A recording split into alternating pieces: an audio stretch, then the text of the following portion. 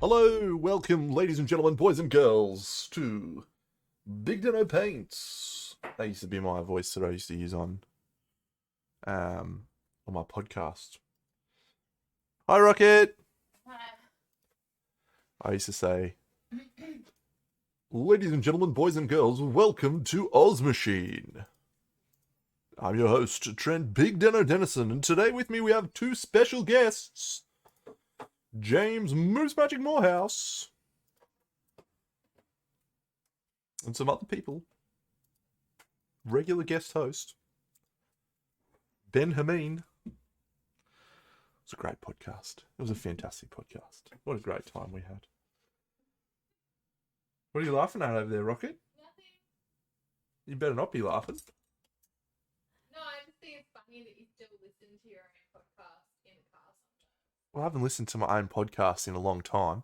Yeah, about 3 weeks, yeah, okay. No one thinks you're funny, Rocket. Is that No, I haven't listened to it in a fucking ages, mate. true? Uh-huh.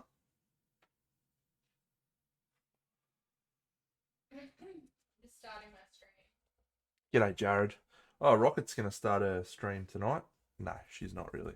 She's too chicken shit.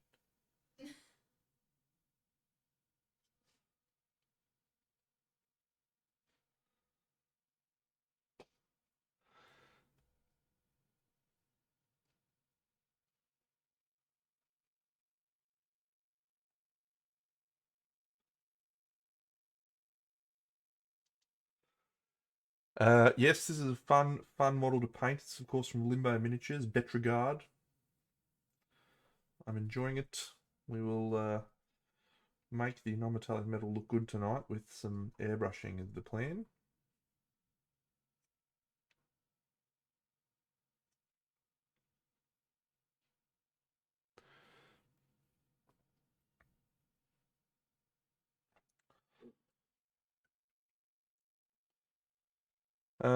Yes. Hello all. Welcome to tonight's stream. It's a beautiful Monday night. I don't really have anything exciting to talk about since I pretty much shared everything yesterday, but hopefully Bucks will be on later on and we can talk about something interesting when he joins, because he's much more interesting than I am.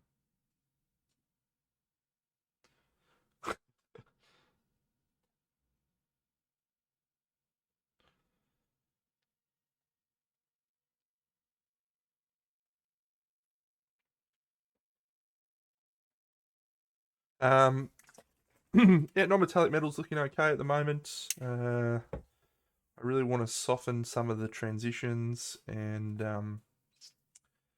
uh, continue to work on the reflections and what have you.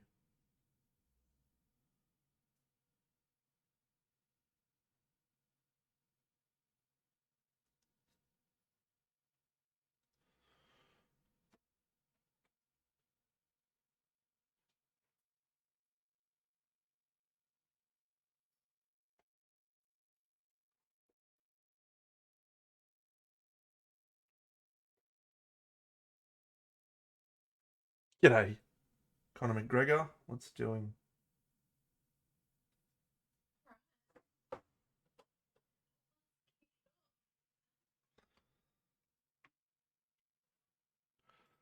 It's a great day today, Connor. Now that you're here.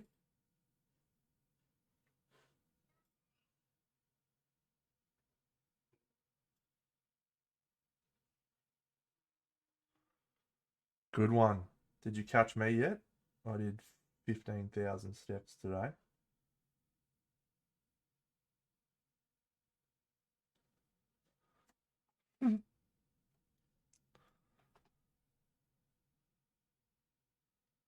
It's a good start.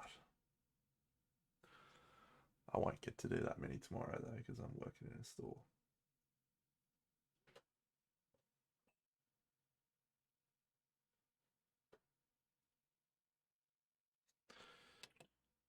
Good job.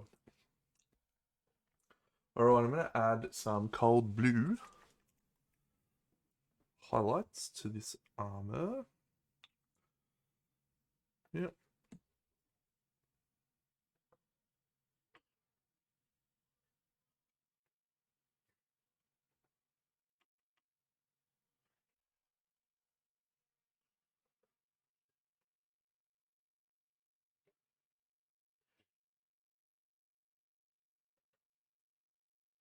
I'll tell you what, I did actually get to play 2 more missions in Oathsworn yesterday. We played 6 and 7.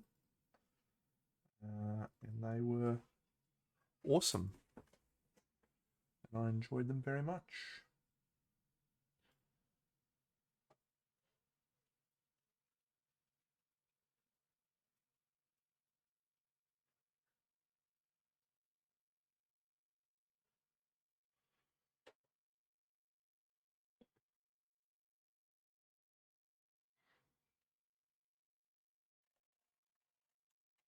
Happy Party Monday, Frog Jim.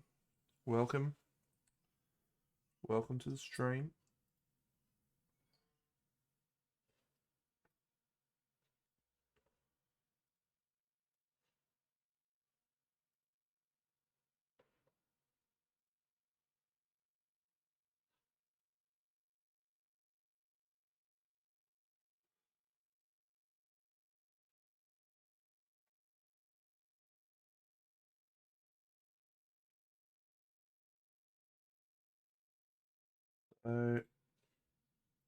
If you didn't catch yesterday's stream, this is the result of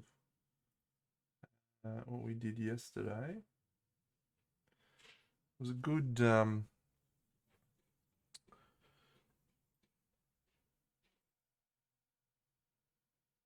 good little experience actually, because I don't really think I walked in with a firm plan. And then about halfway through, it just sort of seemed to click for me, so we rolled with it. A stream on composition, yeah. Well, might be tonight. Depends on what Bucks's plans are. If he's going to join us later on, which I think is his plan.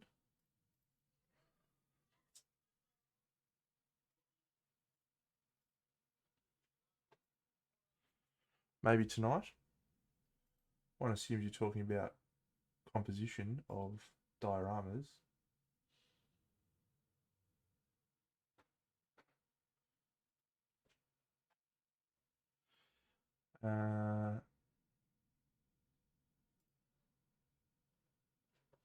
The See you, legend. The crystal brush competition stream. Well, first of all, the crystal brush no longer exists. Second of all, the crimson brush is in January.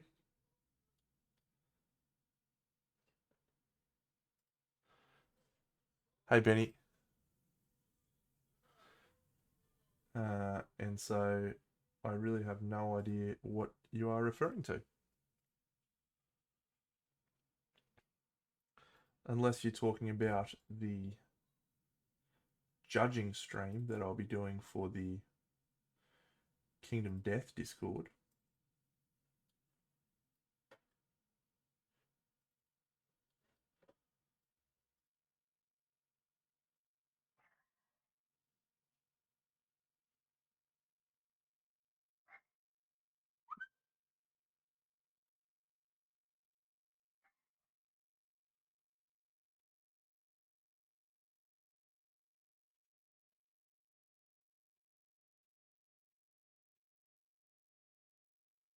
That which you're referring to?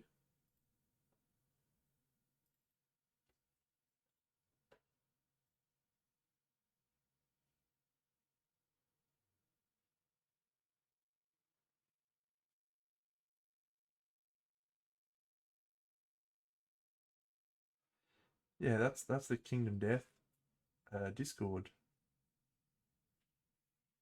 judging.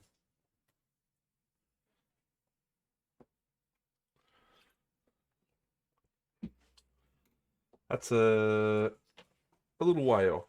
Probably 2 weekends, I think.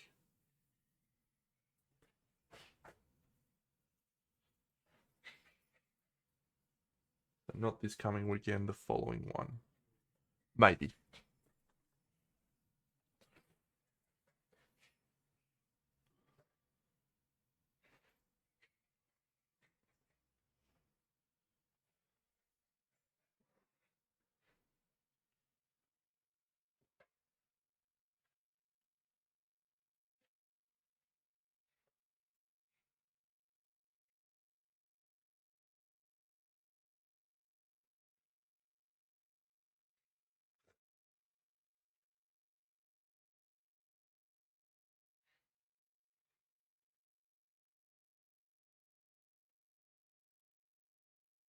Yeah, so Red Av,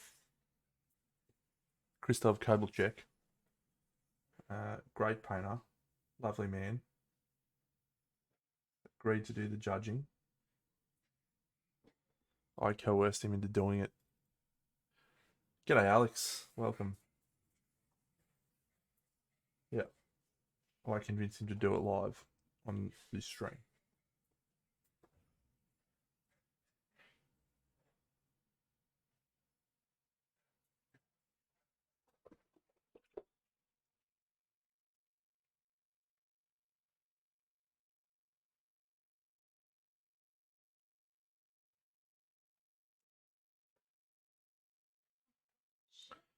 Indeed, he is an excellent painter.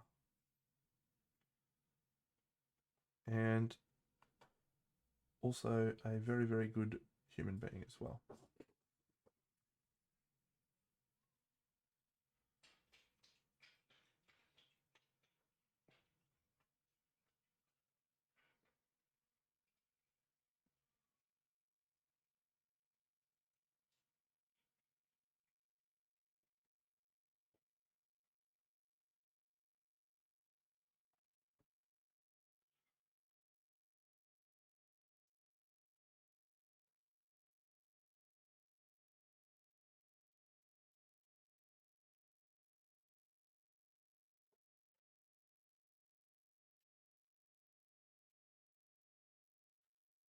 Gut feel.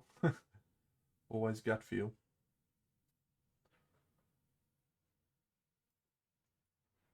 I read Kirill's book, which was on no metallic metal, and he's all about look at this metallic object and look at how all of these planes interact and blah blah blah. And he lost me at about look at this metal object. I was out. It's cool.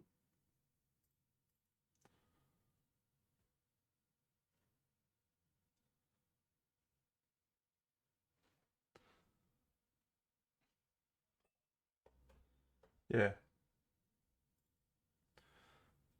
I much prefer the do what looks cool approach. But that takes time. You don't just pick that up and go, yeah, this looks cool. I'll just do this. Yeah, it comes with trial and error and practice, practice, practice.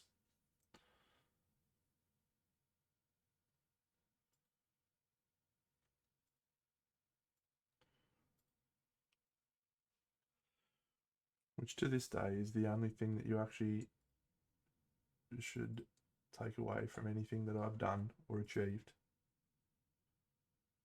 Just from practice.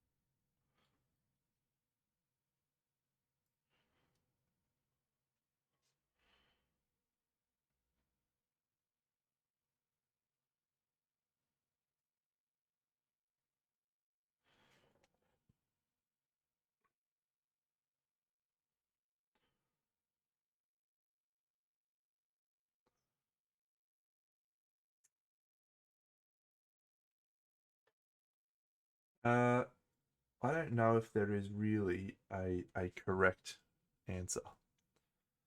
There is just different approaches. I've seen it look good with no sharp reflections. I've seen it look good with sharp reflections. I think it's understanding what your style is and what you're trying to do.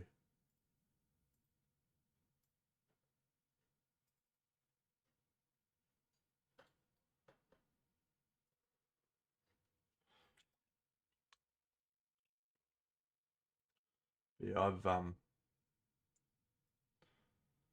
I've painted some non-metallic metal recently that I thought was absolute dog shit. And every now and then I paint something and I'm like, wow, that looks really cool. Why can't I do that all the time?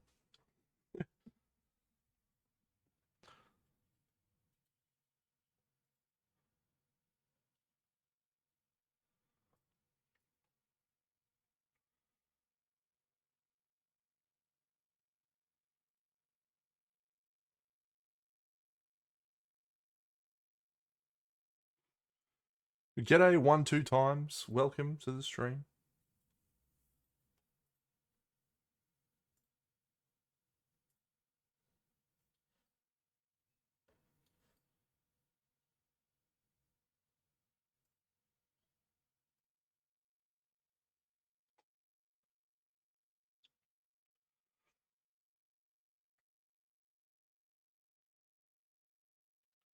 Yep.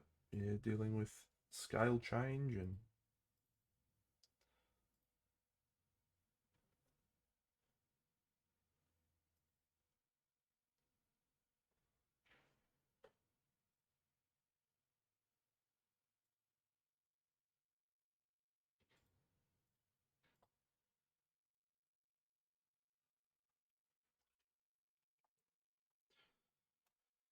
alright, let's just do a little bit of this because I'm a lazy guy.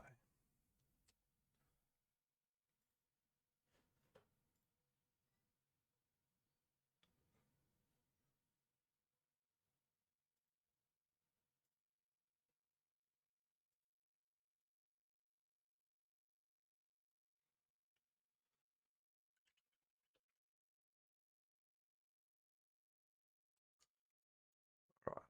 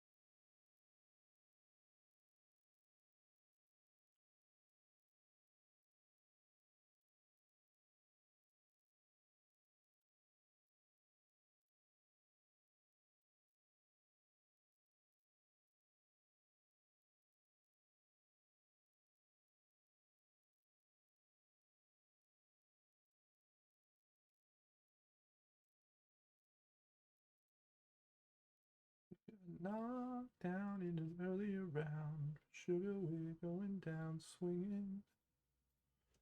Be number one with a bullet.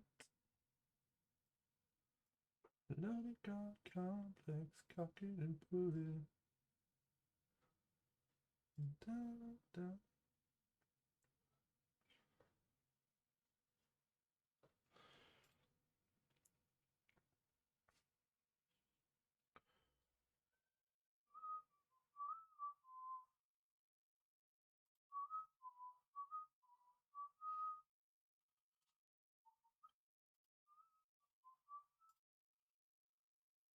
Bodyguard complex, cock it and pull it.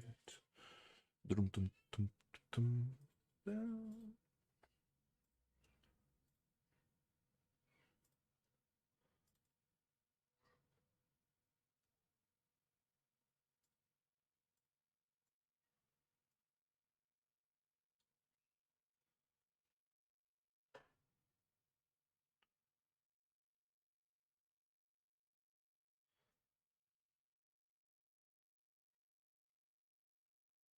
My next step in this, yeah, just popped into my head.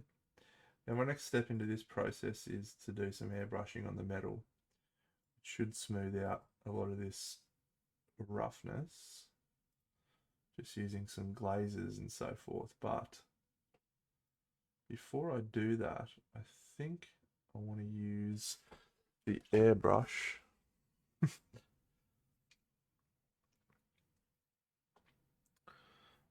to do the cloak. But is that what I want to do?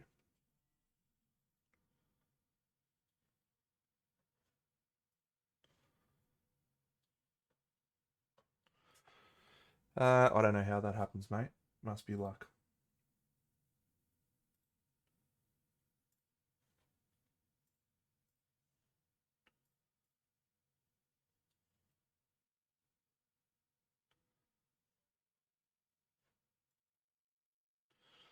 G'day, Paul. Hey, Paul. Hey, Paul.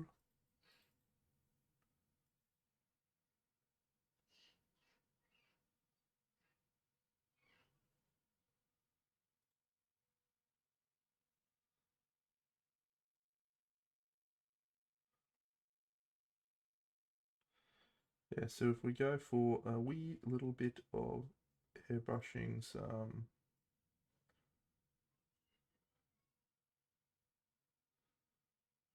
tones. Pretty similar, mate. It's not identical, but yeah, pretty similar. It's more about like with the airbrush, I think the natural inclination is to try and you don't see something appear straight away, and so you're like, oh, better give it some more, which is what usually gets you in trouble. Just lots of little stages is the key.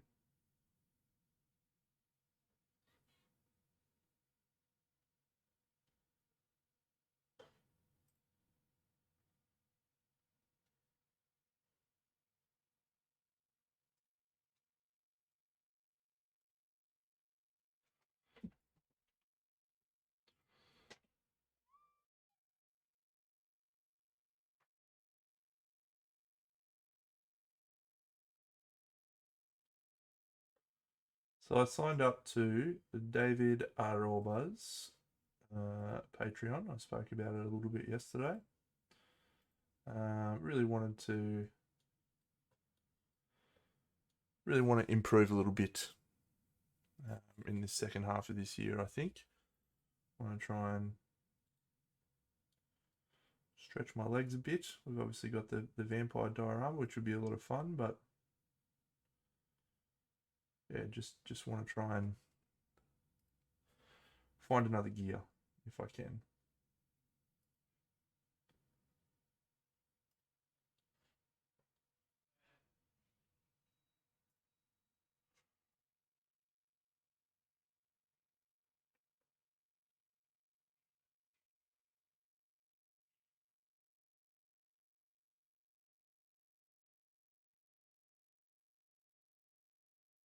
And it's really good.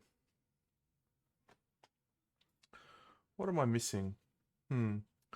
Well, I find most of my figures feel like I don't have enough. I basically don't think I have enough brushwork. Is the answer? Um, I'm competent and comfortable with my airbrush, and most of my work when I'm get into trouble, I go, yeah, I'll just whip out the airbrush and just fix a little bit of that shit up. And it always does fix it, but it ends up with me having a figure that tends to look like most of my other figures, where the brush allows you to add more texture and more of your own style. So I think it's probably just a matter of I want to find some tricks around using my brush a little bit more.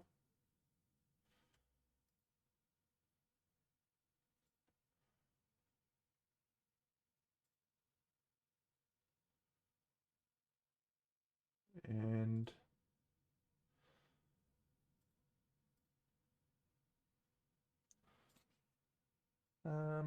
yeah, that's probably all really.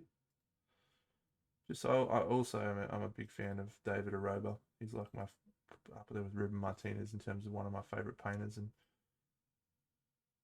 so there's an element of me wanting to support him and support what he's doing as well. It's nice to be able to do that.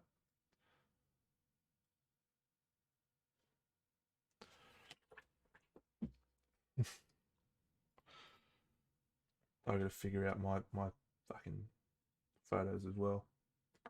Get on to shit. Alright, where's that Bosch chestnut? There's a colour called Bosch chestnut, which I just feel like using right now. Where are you? Is that you? Oh, maybe it's not Bosch. Maybe it is. It's just a chestnut colour.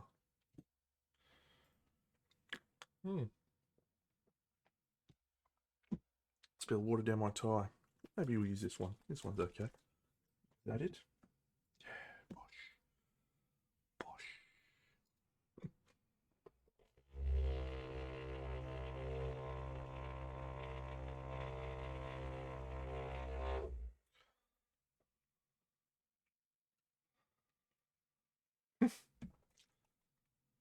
Yeah, my photos have gone absolute pus recently.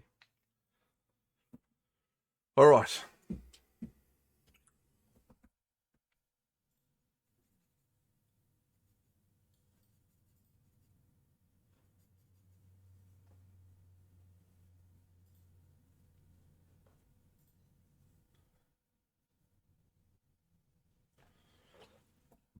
Hello there, Andrew.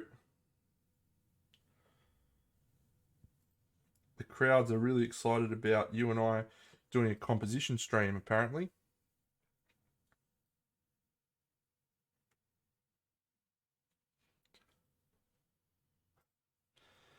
No, I actually have the opposite sort of approach, Marzipan, where I just sit down to paint and enjoy that experience. I don't often sit down and go, yep, this is the project for me to really stretch myself and find a new gear and try and paint the best. I don't think it's been a while since I've been like, yeah, I'm gonna paint this the best I can paint. A long while. The last one was probably the entry I took to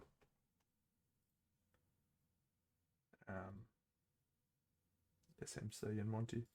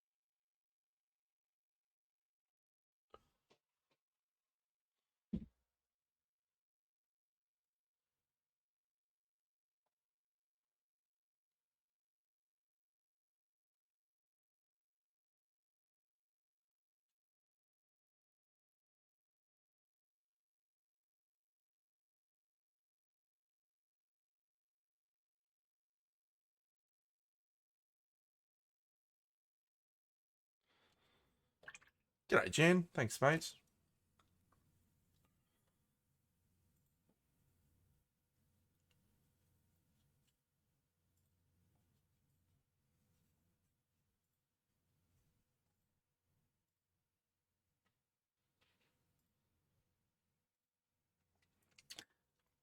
G'day, Tube Paints.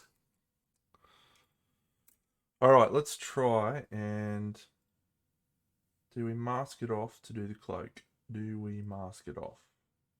Or do we just raw dog it?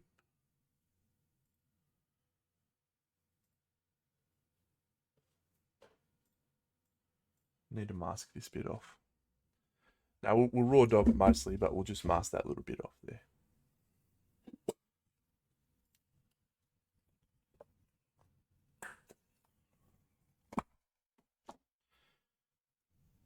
This magnificent substance is called Panzer Putty. It is a life-changing product. Once you've used Panzer Putty, you'll never go back to blue tack or anything else.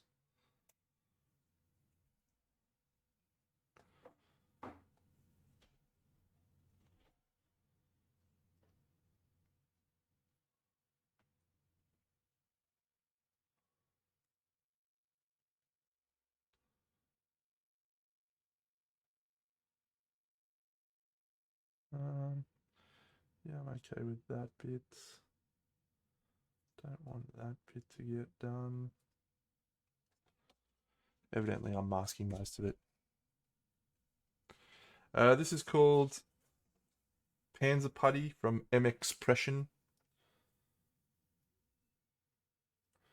I haven't had any oily... Oh, what have I done here? No. Come on.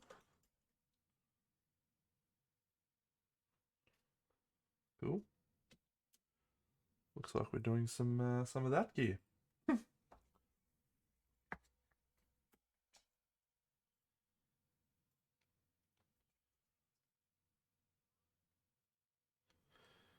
Yeah, you definitely don't want an oily residue. That would be awful. Alright, that should be enough. We should be able to raw dog from there. I better do that bit. This model's from Limbo Miniatures, mate. It's called Betrogard. Betrogard from Limbo. Yeah. I think it was in their recent Kickstarter, maybe. I don't recall the specifics.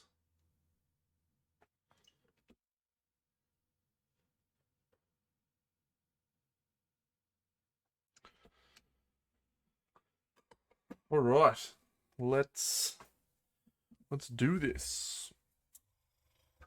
Now, I don't think we decided on a cloak color, so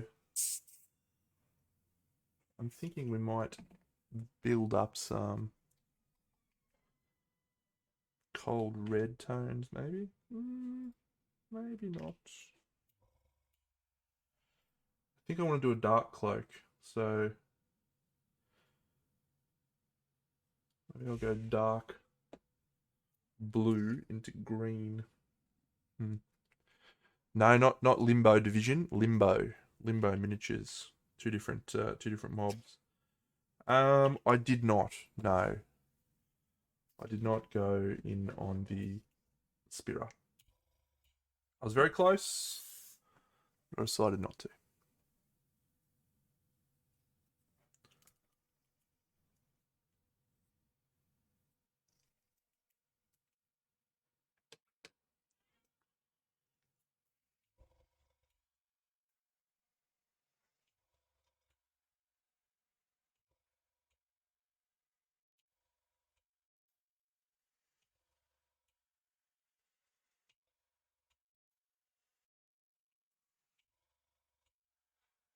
Yeah, that's your model. That's literally you, Ben.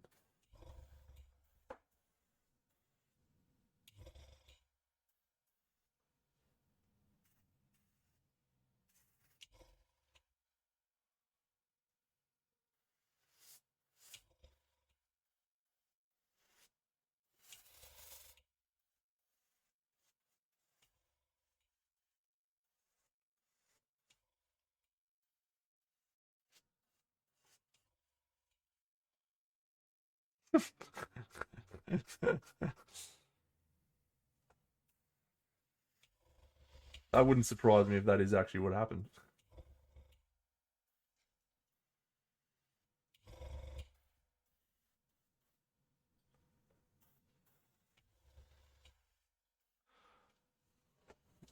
Road dog. All right. And now I reckon we'll move into a chimera colour, which is a green, and it's called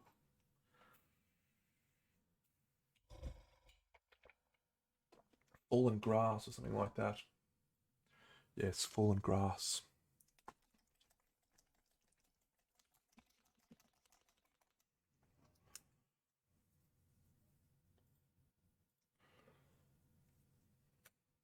Ooh, I'm having a shocker today. Spilling shit everywhere. Do you have any green on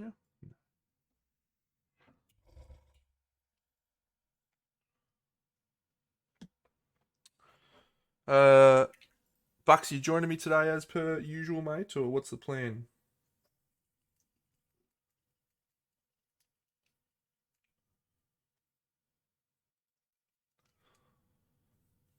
One assumes that, oh, mate, would be my privilege and pleasure.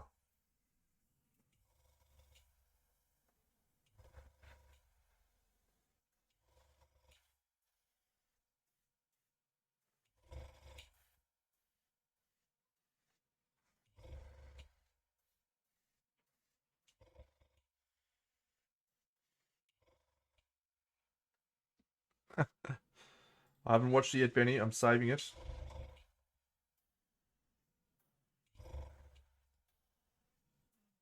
But if you enjoyed it, then that's a positive sign, mate.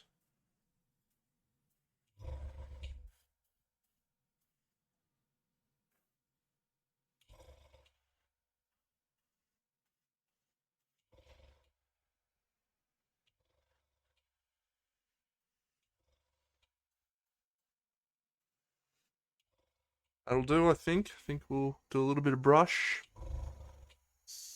And then we'll come in with the shadows.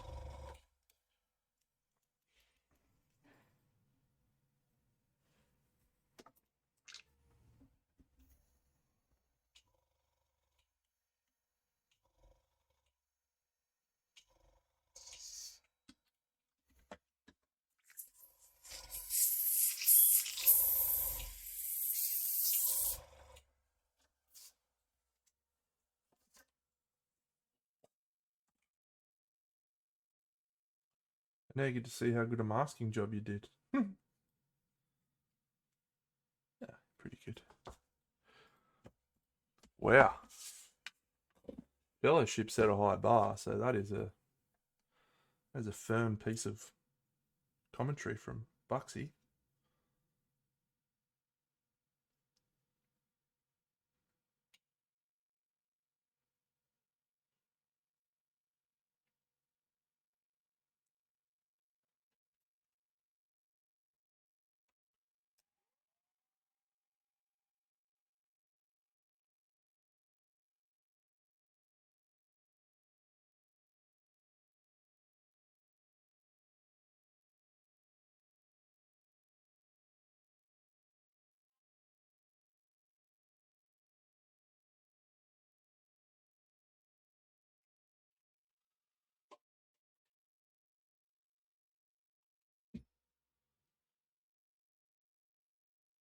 Is this for me? Is this for me, Bucks? You want me to give you feedback on your latest piece? Does he want me to do Rocket's volunteered. it?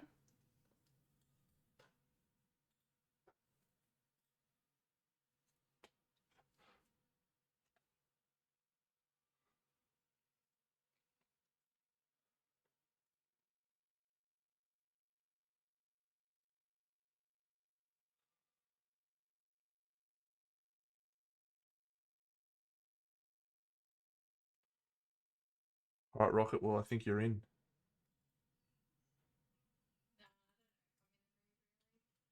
Don't know if you're in the mood. So you volunteer and then you pull out. Well, I didn't think anyone would want me to review their work. It's pretty demoralising. Well, I don't find it demoralising. You're the Correct. That's why I don't find it demoralising. No, that's not true, bro. I listen to everything you say. But it's the artist's prerogative to actually act on it, isn't it?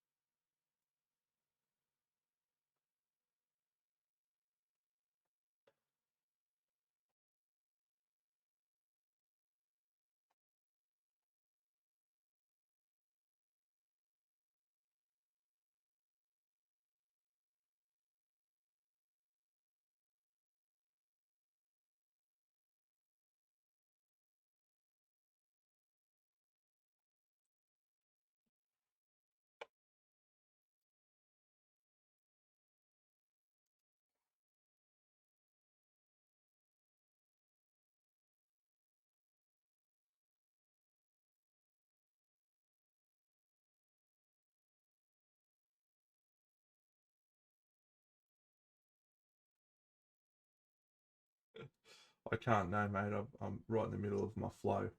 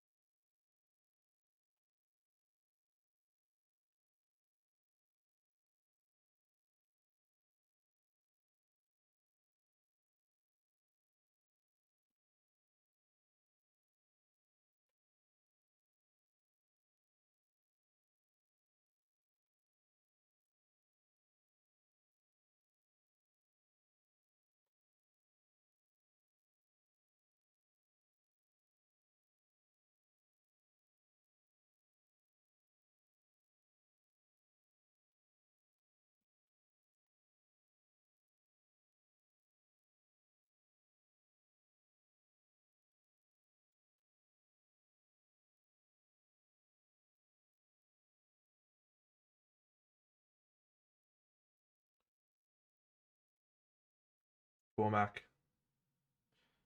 10 out of 10 sculpt.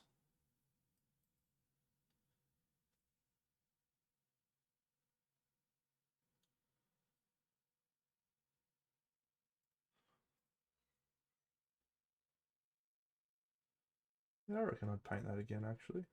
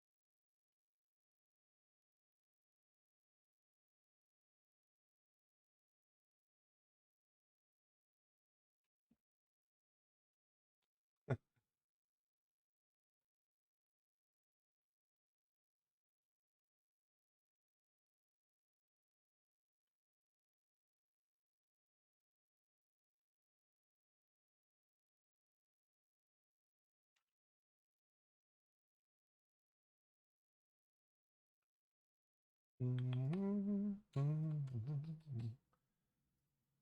don't know that he's done too many others other than that, haven't we?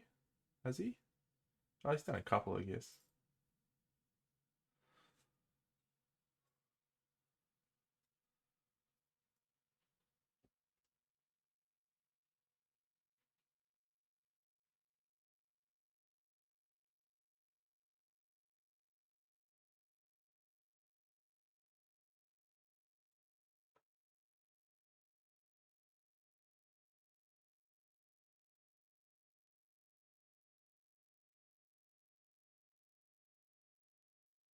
Yeah, Harold. I forgot about Harold. It's a great sculpt.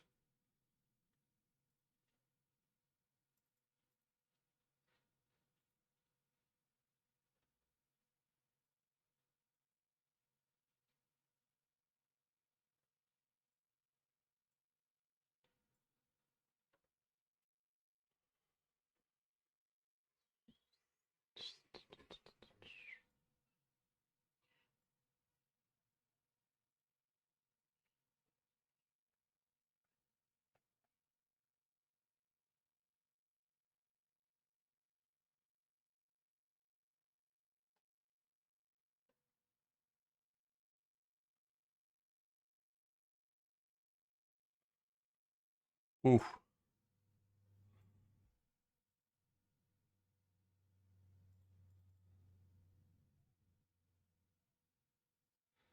The list doesn't feel very long many days, but then there's a lot of manufacturers I haven't even scratched the surface.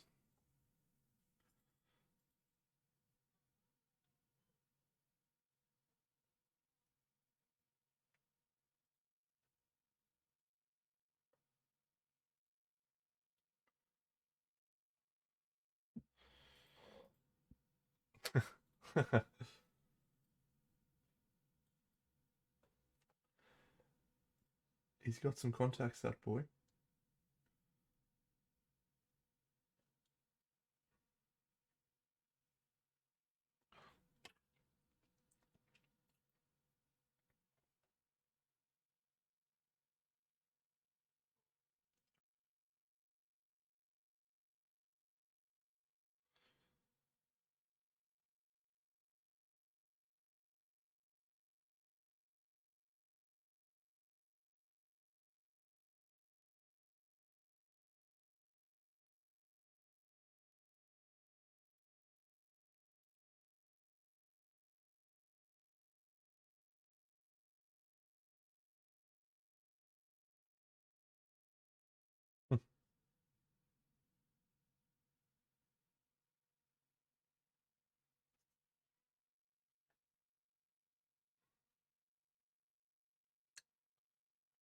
Puppeteer? Yeah, he did do that one. He did actually quite a few for a few companies when he was sort of building up.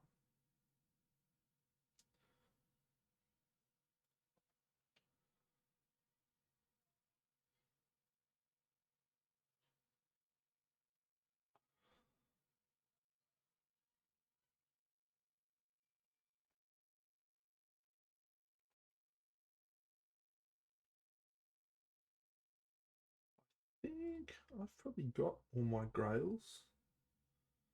I reckon. Just trying to think if there's any I don't have.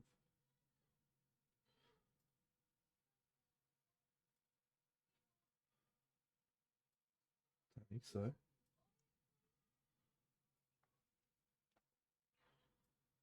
Yeah.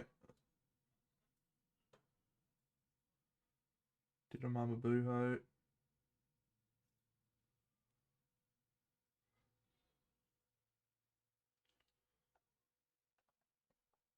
Did her. Did her on stream actually.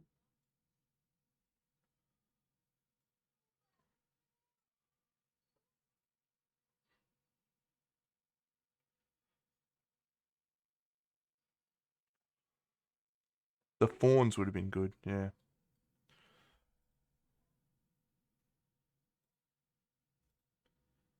Yeah, I probably would have liked the fawns.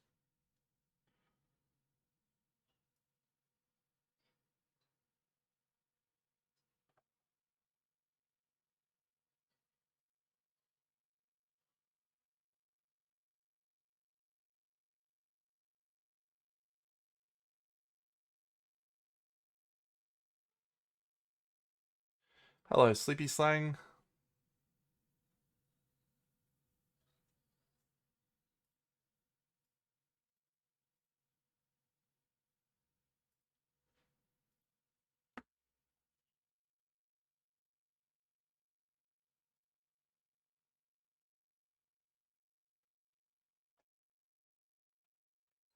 Slanger. What's up?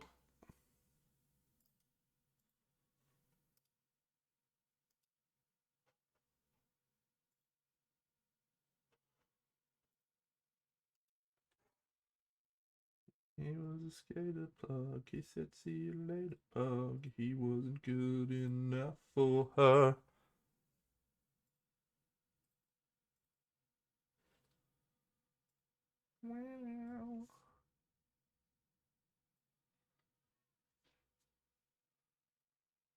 Alright, I said I wanted to go dark with this cloak, so we've gone a little bit heavy, but we're going to airbrush it back down.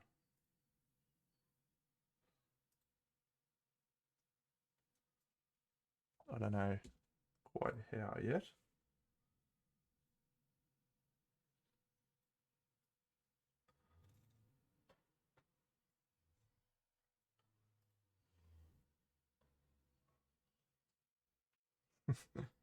Nope, I have not watched Rings of Power.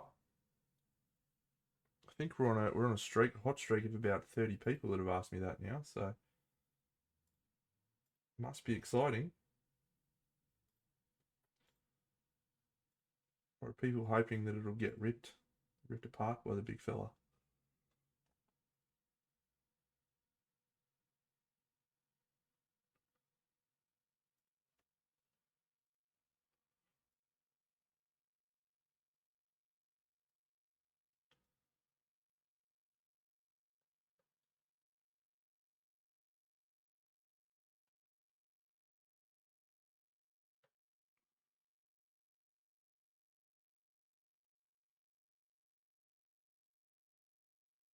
Yeah. Bit depresso. I tend to like things.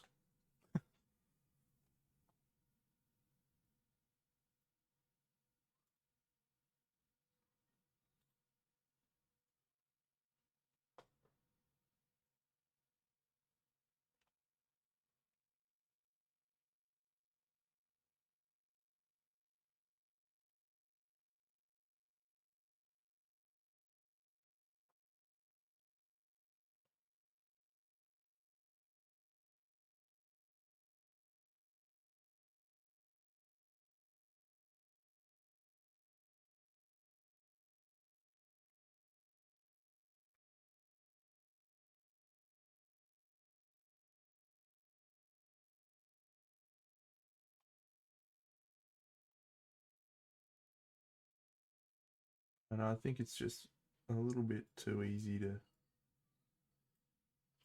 find things to dislike. I'd much rather find things to like.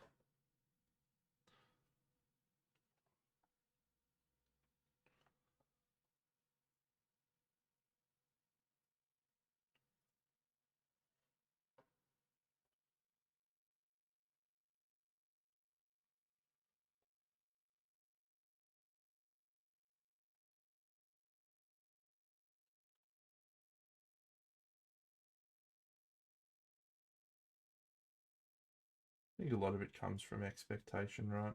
Or this sense of perceived ownership of things. You know, Lord of the Rings, a lot of people have a very close connection with it. Means a lot to them. And that comes out in one or two ways. It'll come out in people that froth things and very rarely see anything wrong with anything. I.e. one guy we all know in this chat. Or it comes out the other way.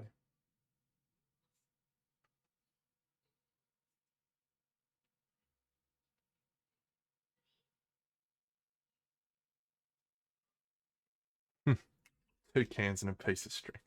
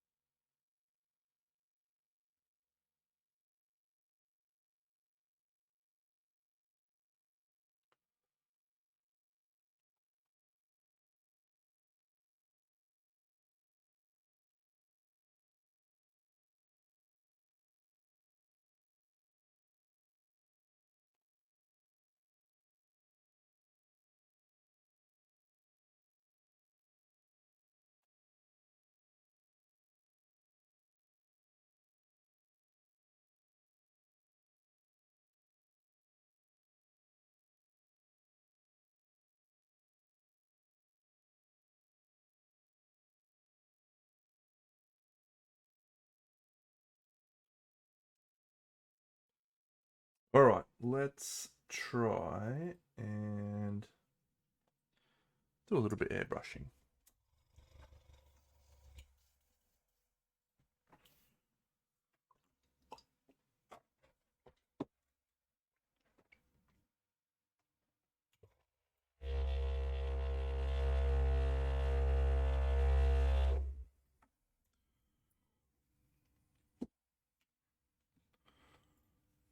Cool. No, did him yesterday, mate. Spent about a 3 hour stream yesterday, and then now today. So we're at we're at about 4 hours so far, mate.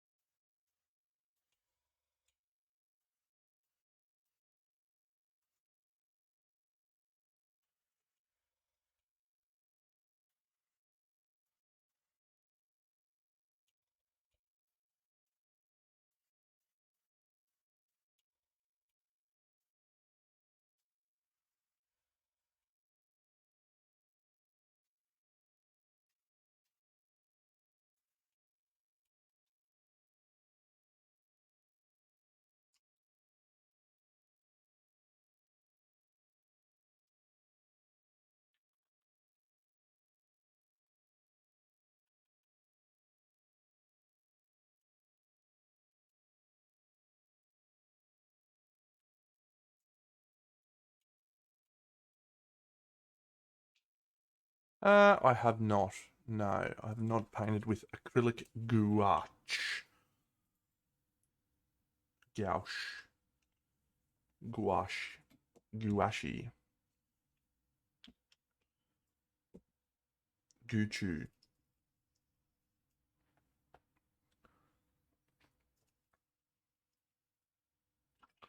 No.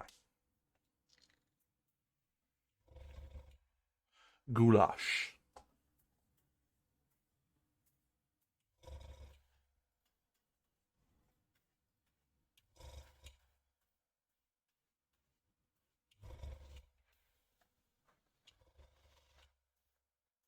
I had goulash when I was in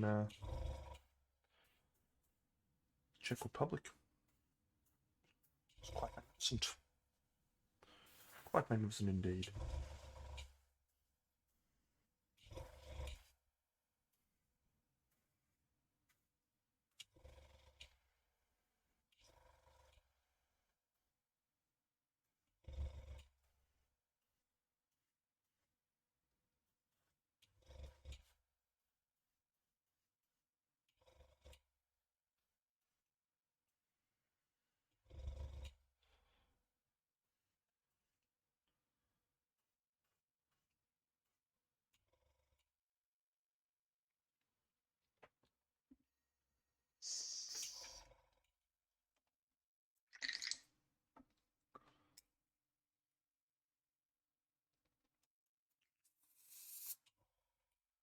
See the man that boy could be.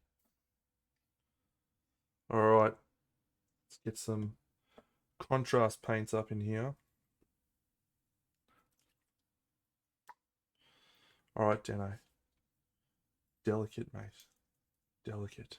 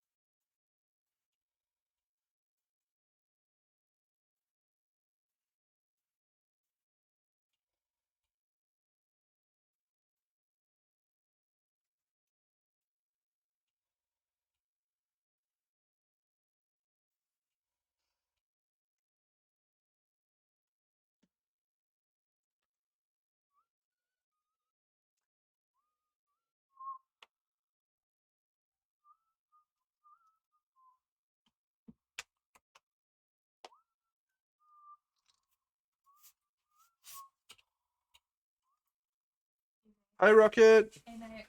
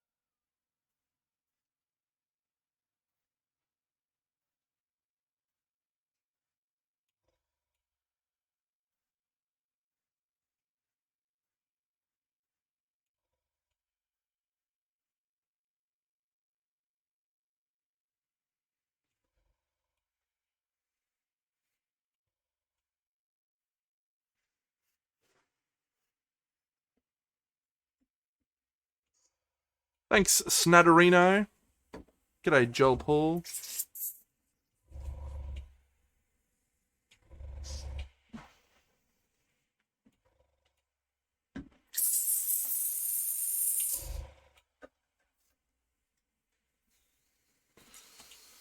Okay, let's go.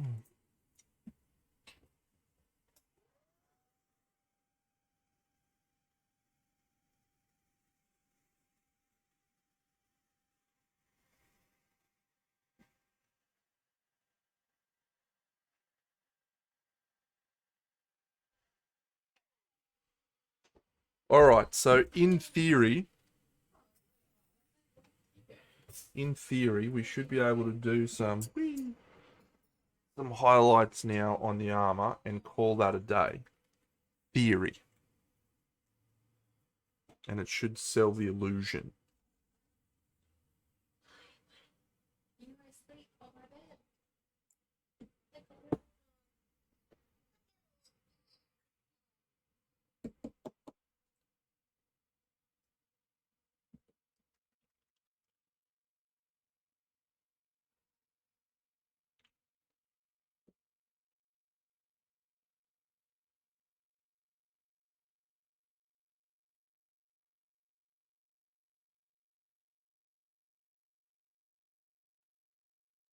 Thanks, Joel Paul.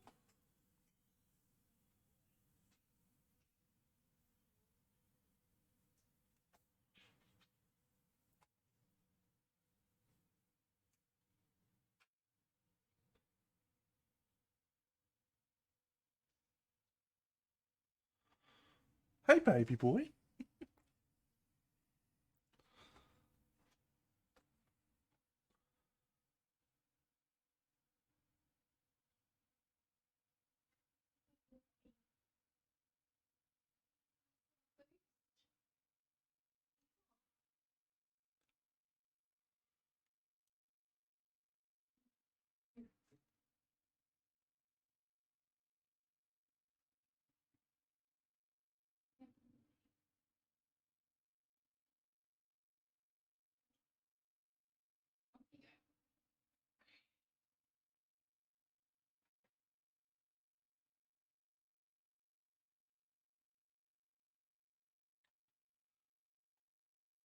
Order.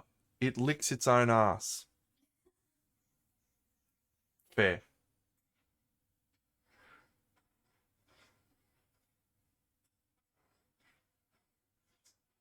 It's a very fair point.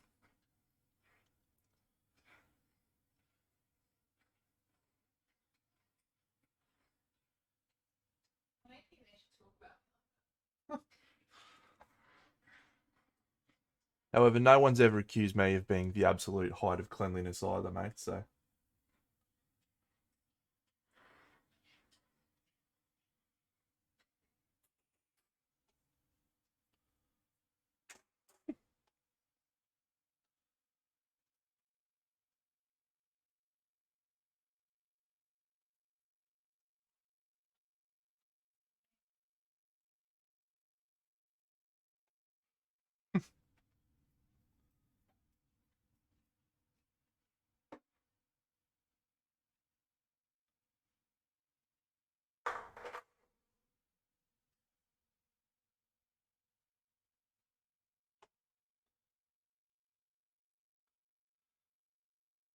Hey, Rocket.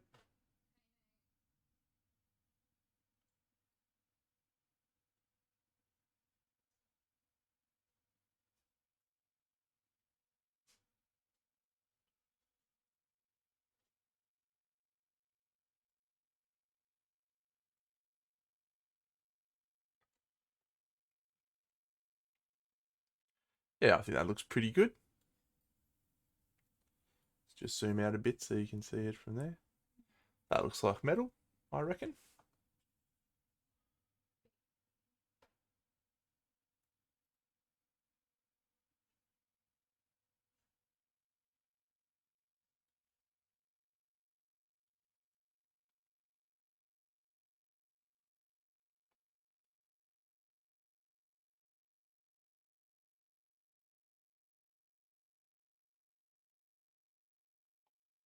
Now, if you're interested, yes, Jared, this is a combination of pastel or ice yellow and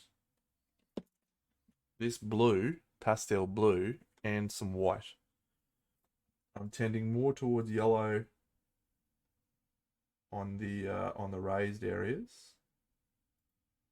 I'm trying to tend more towards blue in the other areas.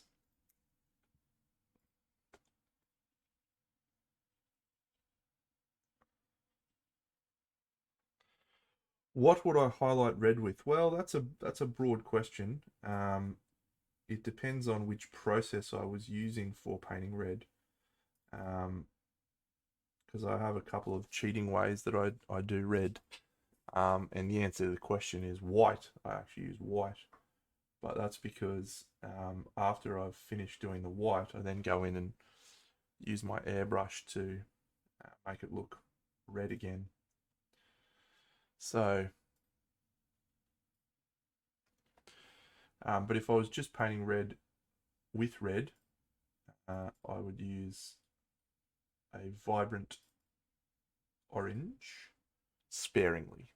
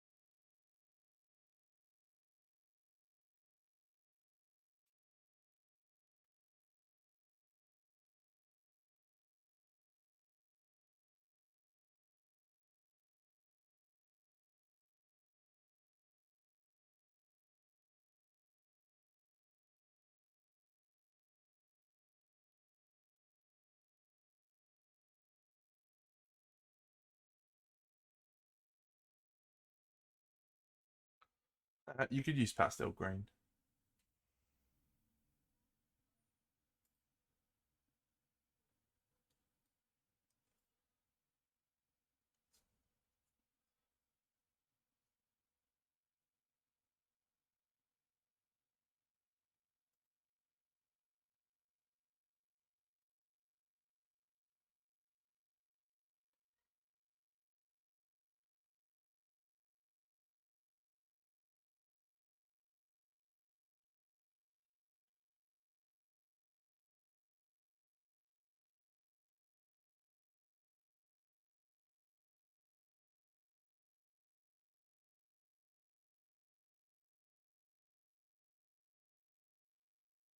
Not actually the color that matters so much as it is just it you don't want it to be pure white.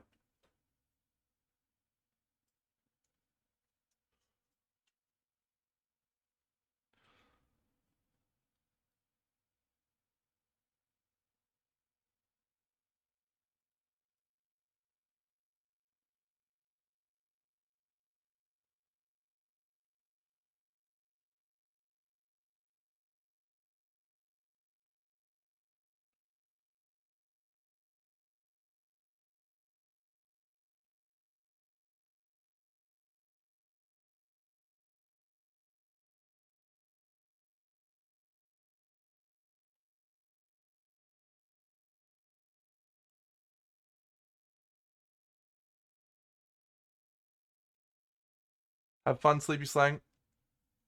Do I usually build up the lightest layer up over multiples? I'm perplexed by your question. Um, can you repeat it in a way that makes sense?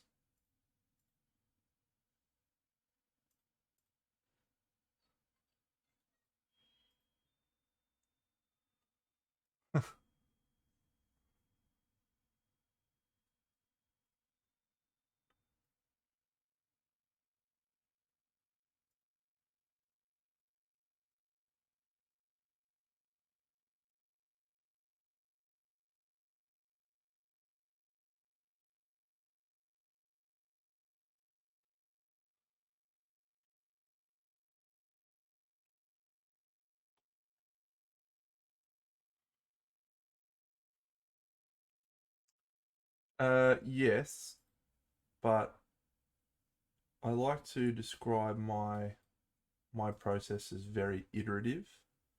So rather than going, hey, I'll start here and then I'll finish here and that's it. I'll just keep doing stuff until I like it, or in some cases, I'll keep doing stuff until I wreck it.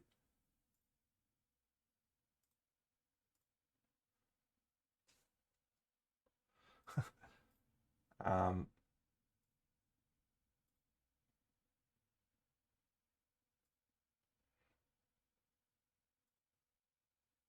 so I guess, I mean, I've gone up to this sort of color a couple of times already. And then killed the shine by coming back down.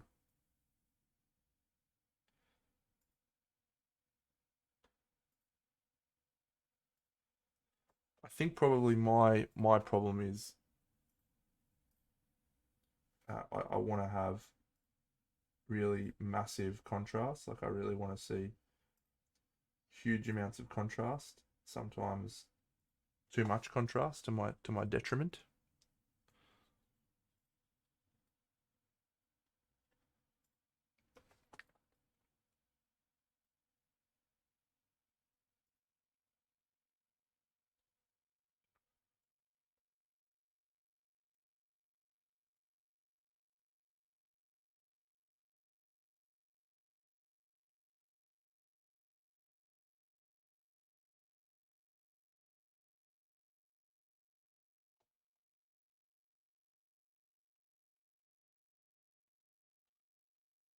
Um, yeah, to answer your question in a helpful way, I will stop after I have brought the color back down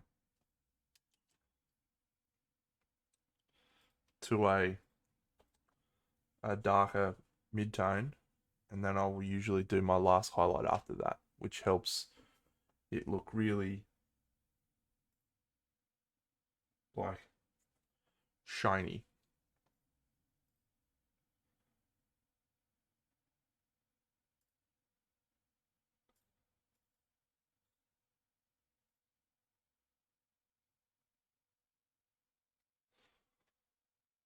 Good on you, Chloe. You're a legend.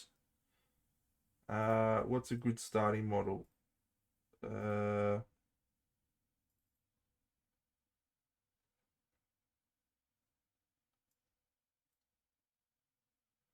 what sort of things does Chloe like?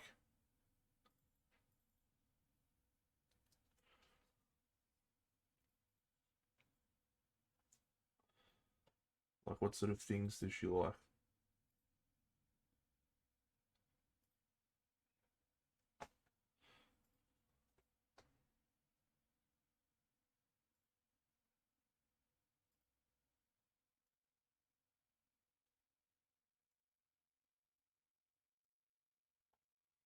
Because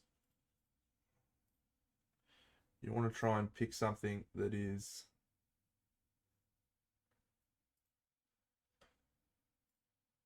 not got too much detail, but also not like too big.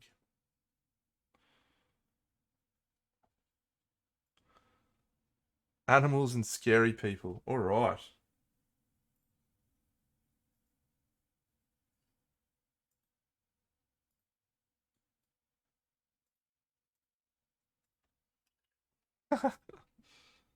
Well, we'll see if we can come up with something for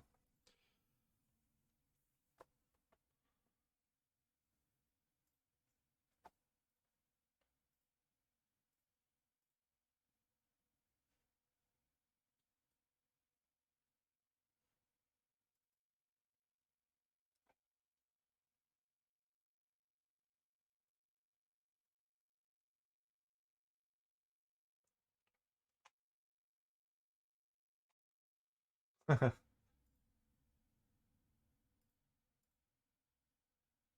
That's called me an animal in a long time, mate.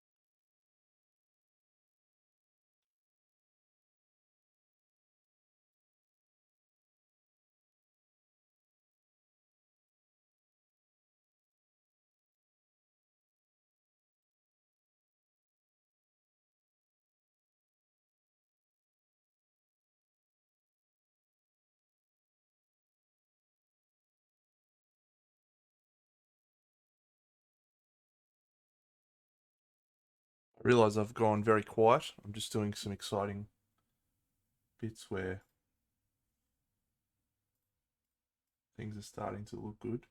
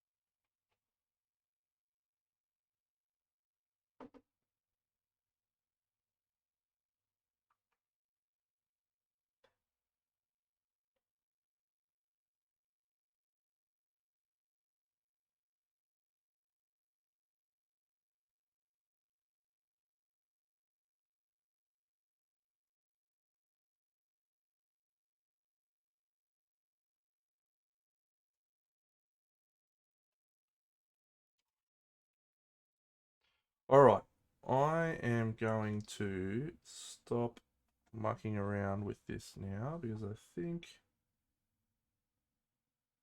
weather. What's going on? What's happening, Andrew? Just having a paint. What a wonderful way to spend a Monday, isn't it? It is. Hello, everyone.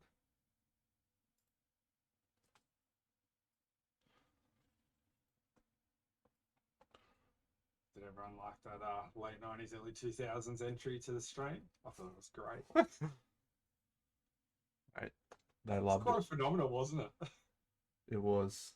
Hey, JC. How are you, my friend?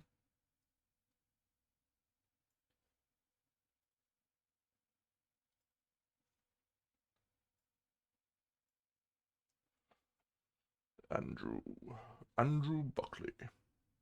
Hello. Hey, did Wiz get back to you? Not yet, mate. Like, all I've done is add him, and the Whitley account added me back, but that's it. I haven't sent him anything yet. Oh, send him a message, you peanut. Please. Yeah.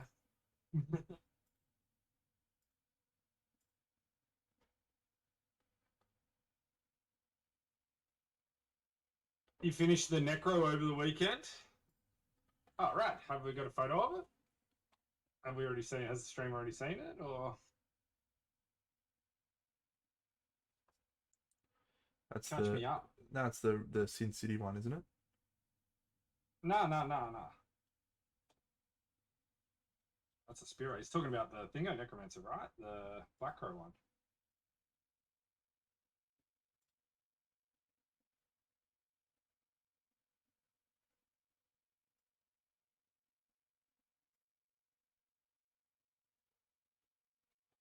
Oh yeah, cool. So the bus painting has firmly sunk its teeth into you, hasn't it, mate?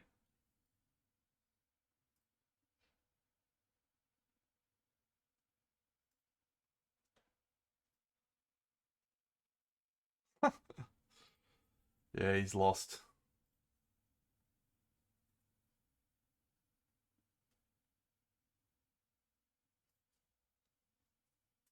Well, paint a full non-metal metallic bust, and then you'll be back to your 75mm dreams. Is that some resentment I hear, Andrew, after starting painting this ether? Is it? There's no resentment, Trent. None at all. Apparently, my Spartan didn't constitute a full suit of armor. Did not. This one will, though, won't it? Will it? Does this count? Well, it's a bus, so probably not. But Yeah, that's what I thought. I thought you'd be like, oh, he doesn't have legs, mate. Doesn't count. Have a look what I'm doing right now. yeah, have a look what I'm doing right now. Yeah, I know, you're ripping out a banger.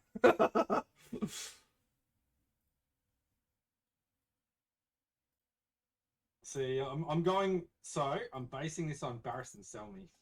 Yeah, nice. So you know how he's got kind of quite soft armor, like it's got like a lot of greens and yellows in it. Like a lot of the photos or art depictions. I'm using a particular art depiction of it. Yeah. So, I'm sucking at the moment. You know, we're going to land somewhere in the space of inspired by for this one. It's Good. Gonna be.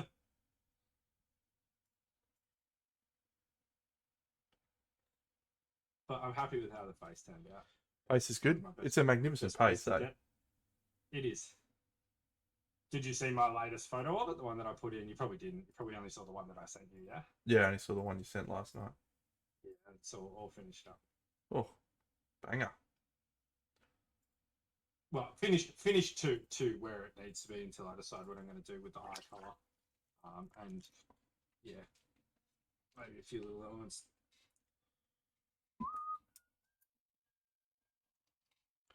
I'm just gonna go and spray paint this base because we could even be finishing this guy tonight. What an outstanding achievement! Stand by, Bucks. Amuse the fans, will you, for a moment? No worries. What's the fans got for me? Has anyone got photos, wits, feedback? Anyone want to talk about Ring of Power now? Trent's not here. Fucking mad show.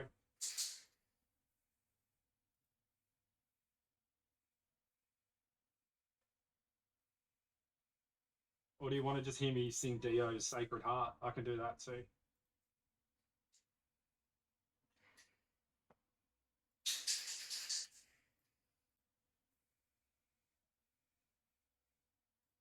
How long have I spent on Uther?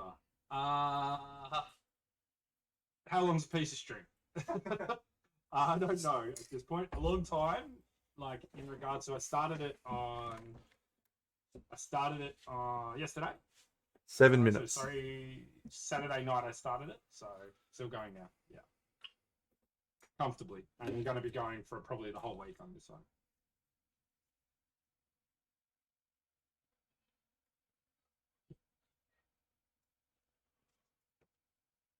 I'm doing some super weird colors, so it's like very experimental at the moment. Yeah, I'll send a photo. So it's lacking a bit of contrast at the moment. But I don't mind it too much. I want to try and sort of learn multiple different ways to paint.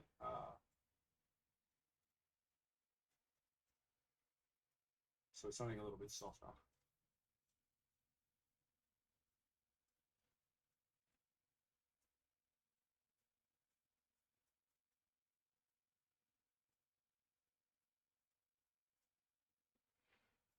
Trent will be able to help me with this one too. He'll know what it needs because it needs something. Is this? Have we got NMM or? Now. Yeah, we got NMM. We're deep. We're deep. Love it. All right.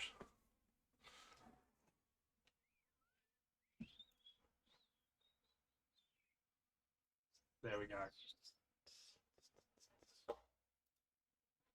School's in session, chat. Oh, here we go.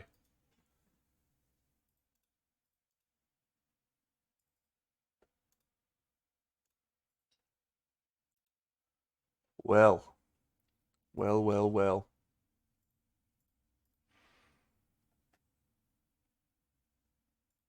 What am I doing, Trent? Struggling. uh, it's such a great figure to learn non-metallic metal on, I tell you what. Such a great figure. Well, I think it's rudimentary at the moment. Like, I think you've gone your mid-tones too light, I think is where you've gone wrong. Yeah. So I think you need to find a little bit of a darker mid-tone in there. Maybe just whipping out the airbrush and cranking it all down and then bringing some more. Love the colours. The colours in there are nice. It reads like it reads pretty well. It's just lacking something, right? Yeah, I'd be blacklining some of those gaps, like some of the scratches and the little rims, because I think that'll help make it pop a bit. Yeah. It's good. You'll be fine. Yeah. I feel like I'll be fine. I'm trying a set of colors like way out there, I guess. Like we've got all the pastel greens in here, lots like way more ice yellow that I like to use these days. There's blues, purples, yeah, all sorts going on. So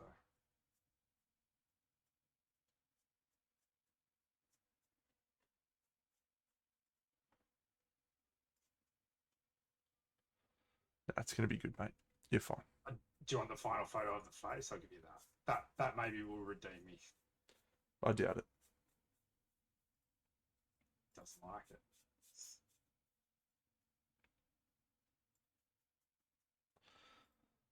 No, you don't need me anymore, mate. You're far beyond my Amiga talents. That's not true.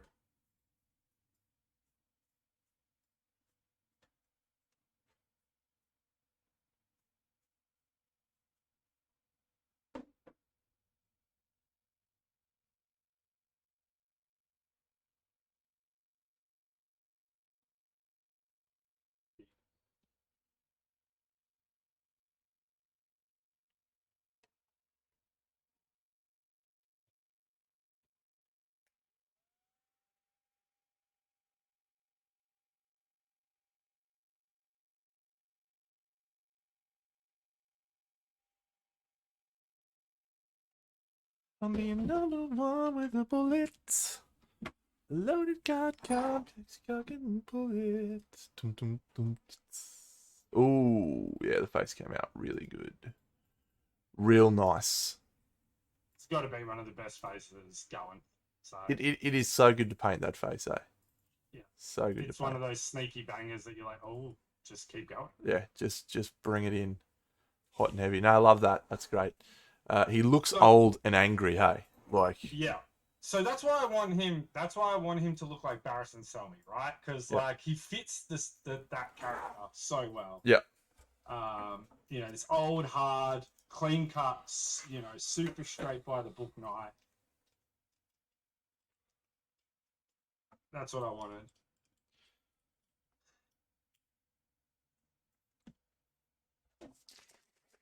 So when it's all together, it looks kind of nice, but yeah. We've got to get this armor right, and I think you're right. I think it's the mid-tone. I really didn't want you to say that because it's the hardest thing to pick. Yep.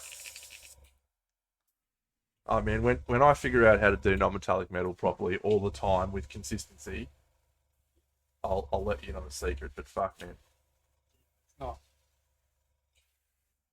easy, is it? Nah. And I don't want to get lost in the sauce on it. It's like got other bigger fish to fry.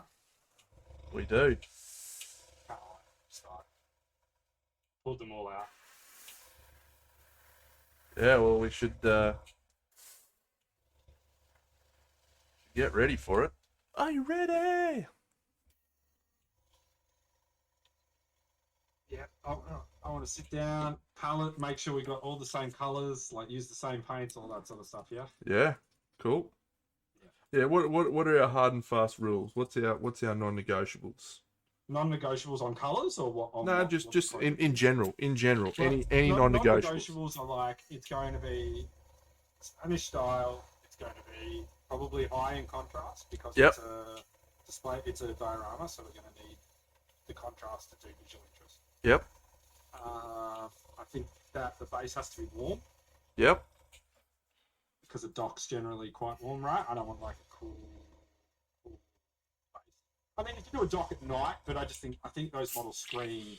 Well, no, I'd like to do warm because I'm Yeah. cold on the vampires, I think. Yeah. So that's everything's agreeable at this point. Yep. Time frame. What are we thinking? Go until it's done? Yeah. Or do you have a time you How? want it done by? Well, no, I have no time constraints at all. How do you feel about the project from the perspective of impacting on your? No, let me rephrase that. How do you feel? Yeah. How do you feel you will go managing the fire over an extended period? Well, that's a great one. Because you are very if I may be so bold, you're very driven by your enthusiasm on a project, and when you lose that fire, your energy levels disappear and you're ready to go again on something new. Yeah. How do we? That's the really cool thing for this project is they're three completely different characters. Like they're three orcs, sure, but they're all different and all be relatively like different colors. They pose different problems. So I don't see this as I don't see this as like painting a non-metallic bust and getting to the end of it going, I want to kill myself, because I'm not then going to paint a second non-metallic bust and then a third non-metallic bust, you know? Yeah. Yeah, being accountable to me will absolutely help. Yeah. I think that there's plenty on the line for this one, so it's important to get it done. There's plenty on the line for you. Yeah. I personally think we're going to get it quite quick.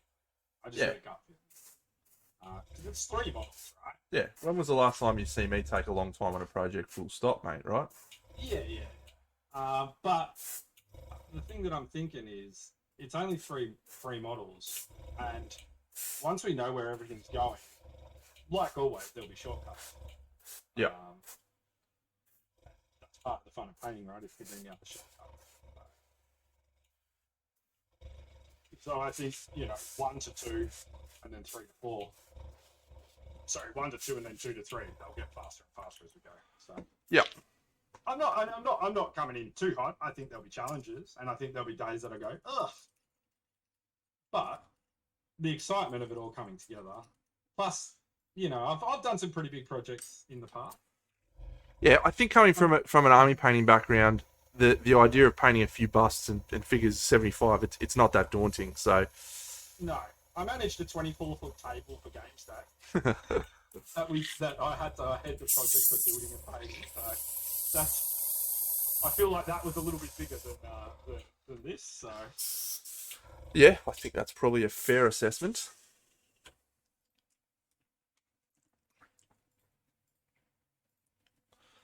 Yeah, no, I think we'll find a nice, happy. Yeah, we'll find a pace.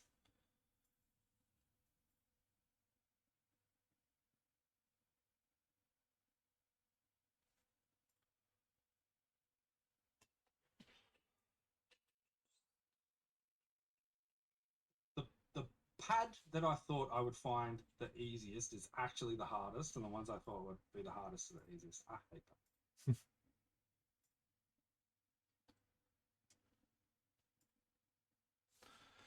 Yep, I remember I had a really fun time painting that figure. And the You had a really good flow on this figure, didn't you? Yeah, just all came together. I think that was probably the best gold I've painted, full stop. So yeah, I've been using it as a reference for some areas. Like how you solve some problems. Yeah. It's been very helpful so far.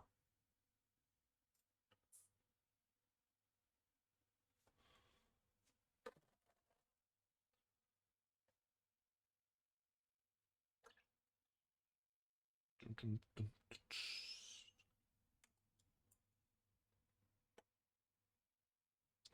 dun. All right, let's just get a little bit of this going on.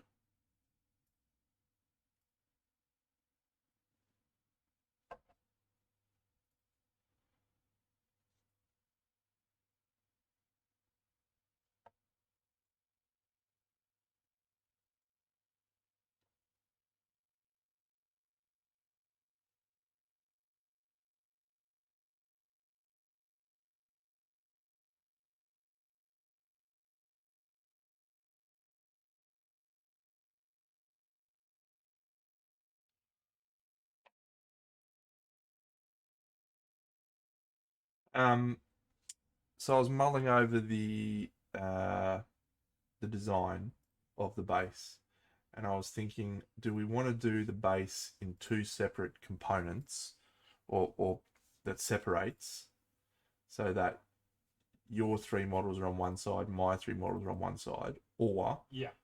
do we have Yeah. much more of a collaborative where our models are intertwined across the base, which I think potentially will tell a better story and will force us to integrate things a little bit more, with the issue then that probably one of us has to paint the base. Yeah. So I think that the reality is that you're a much better base builder than I am. Oh, please. Probably, like for large scale bases. Hmm. So I don't want to just like lump you with that task, but I will do a better job than you, is what you're trying to say. I think you'll do a better job than me in a better time. So what I thought was, I know, like, I was like, man, maybe I need to like pick up something extra just to balance that out a little bit. I thought, what do you think? Pull up a picture of Son of Oni, right? I know you don't feel good about Son of Oni in this piece, but if you pull a picture up of him, he could make a fantastic Crow's Nest character if you just take him away and then resculpt what his hands are holding onto. So maybe one with the sword or a lookout glass, like a thing, and holding onto like a rope or a post. And it'll give us it'll give us the opportunity to have lots of different scales. We'll have the Minotaur, then we'll have him as the smallest. It'll work with height. Big Oni cannon guy who's quite large, and then a lot of mid-range orcs. Yeah, it'll work with height as well, which is a good thing. Yeah.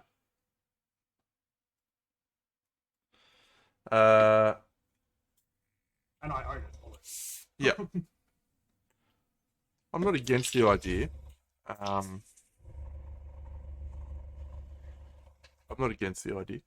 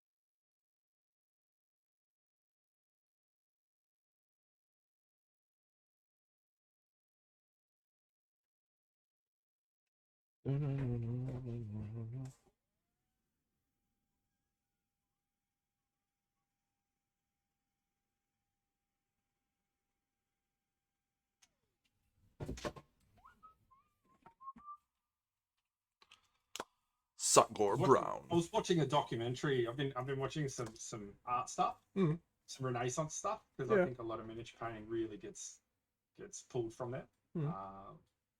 and then I was watching some stuff on sculpting, Mm. especially from like some real rudimentary shit, like some 101, bit of Michelangelo, Yeah. a little bit of David. Do you know Da Vinci was a cock, bro?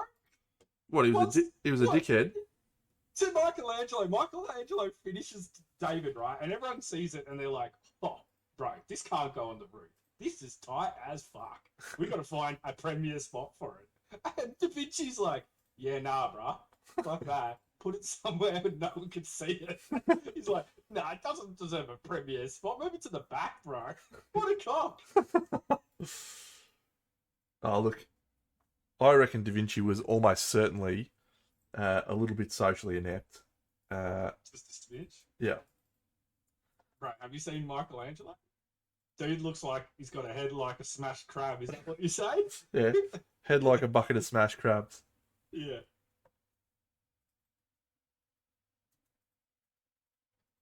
Yeah, so I watched that. I watched some stuff on Hieronymus Bosch. That was pretty cool. Have I ever told you you're a weird guy, Andrew? Yeah, but Yeah. plenty. Good. Just wanted to make sure.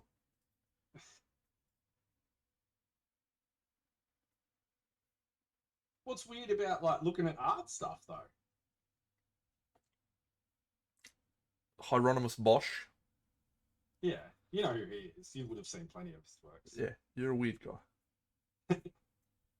He did all those cooked, like religious sort of inspired picture, like paintings in the Renaissance. With like all the funny stuff, like flutes up people's bums and stuff. Like bird heads and like just tons of different weird, fornications. Pretty interesting. I'm glad you feel that is the case. Look, mate, everyone gets high for Caravaggio and all the rest. Just get a little bit of botch up your mate.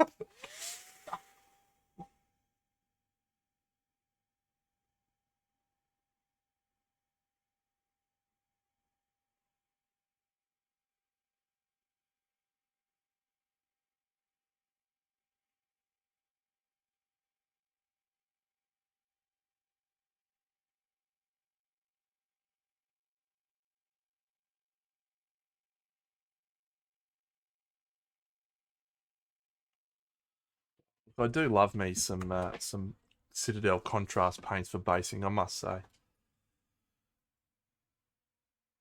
You just can't go wrong. Nice looking base. Is that the old mixed herbs out there doing their finest work? No, that's actually a little packet of some stuff I picked up from my good friend Presepi. Oh, Percep. Oh, My guy. Preseparoo.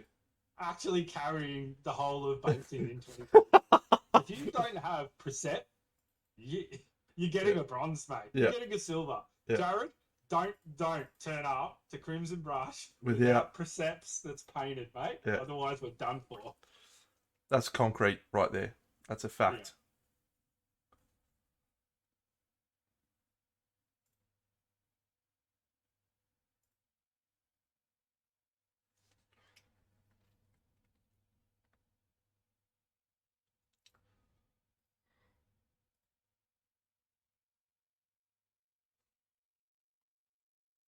So yeah, Barristan Selmy. What a great character. Great character. You know him from the Who is- books?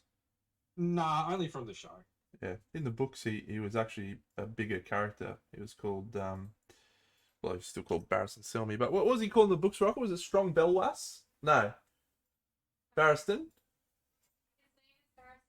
Yeah, but when he goes over to Daenerys, works for her.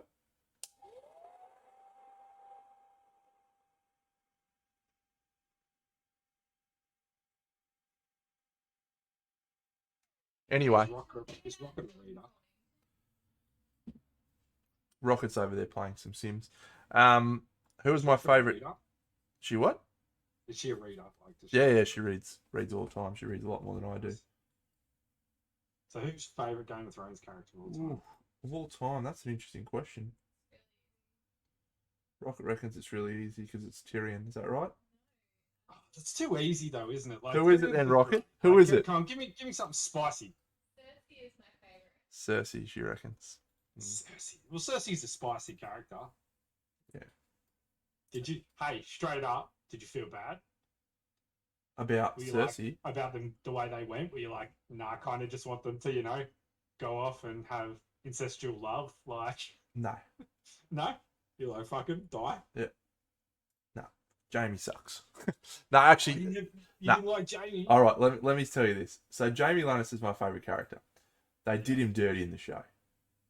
They did Yeah. him absolutely dirty in the show because in the books, you start out the first book and you never get a POV chapter from him, right? At all.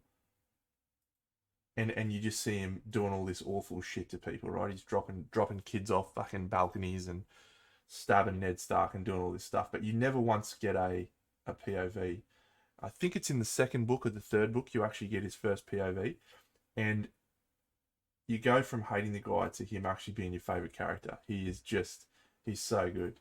So Is that when he goes on? Like, is that when his journey starts? exactly, it's when Yeah. him and Brienne, Yeah. when he gets his hand chopped off, and you get all of that stuff. It is awesome. He's the best character in the books, I think, because he's so unexpected. He just comes out of nowhere. Yeah.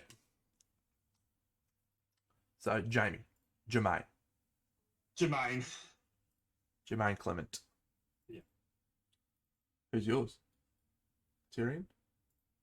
Look, Tyrion's good. I really like Beric Dondarrion. Oh yeah, Beric's good. But he was a good character. I quite liked Jorah Mormont. I think Jorah was a good character. Mm-hmm. Like, um, although he kind of gets shit. I like that he kind of backs a horse and sort of sticks there till the end. You know what I mean? Like, I like that about that character.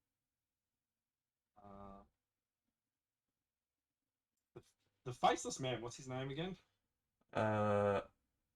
He plays the Russian in Stranger Things. Yeah.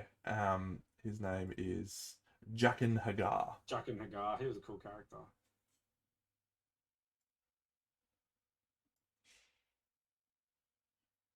Look, I'll say Sansa was a great character. Yeah, she's actually one of the best characters in the show in terms of her arc and. Oh well, yeah. Like when she finally, cracks, so to speak, and starts to figure out exactly who she's going to be. That's cool. Probably the Hound, though. In all honesty. Yeah, he's good. And for the same reason as Jamie, like Brienne has this awesome effect on these really like grotesque male characters, right? Like, so I was never a big Arya fan. So yeah, from a show perspective, she's sort of a. I don't think they knew what to do with her. Yeah. So. Did you listen to that song yesterday that I sent you? Which song? The version of the. No, I didn't, but I believe you that it's the best. It's good. Yeah, the Danish orchestra kills it. And now the rains sweep o'er the horse, and not so to hear. They have like a mega baritone sing the opening lines. The song, the parts about the lion and stuff. Yeah, it's super good.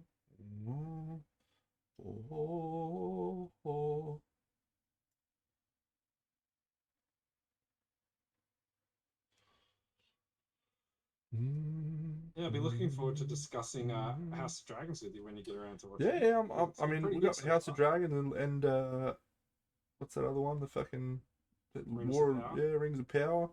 Currently enjoying She-Hulk.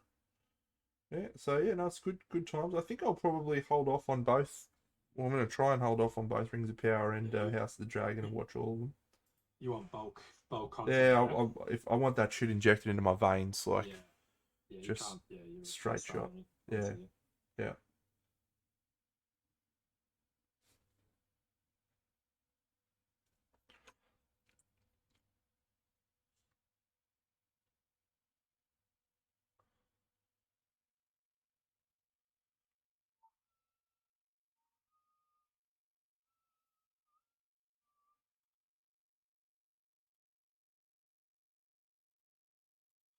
Having Yes, to use purple, like a purple red for these black lines. It's quite interesting. I'm keen to see how you progress from here because it's a good challenge for you Yeah. to figure out that because I think your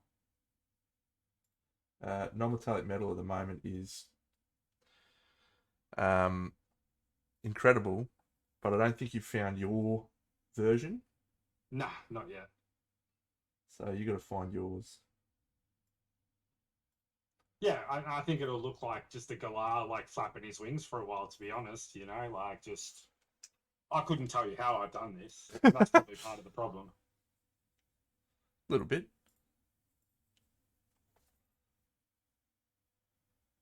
It actually just completely freaks me out that people can like just step by step their process and like document it and have it in their head and just know what to do. Like it's so abstract concept to me. Yeah, Kirill's book is just a joke. Like that fucking Right? oh. Such an incredible knowledge. Like What's a fucking symbol we can do on this? Yeah, let's just do this. That's not the right color. Let's use this. There we go. And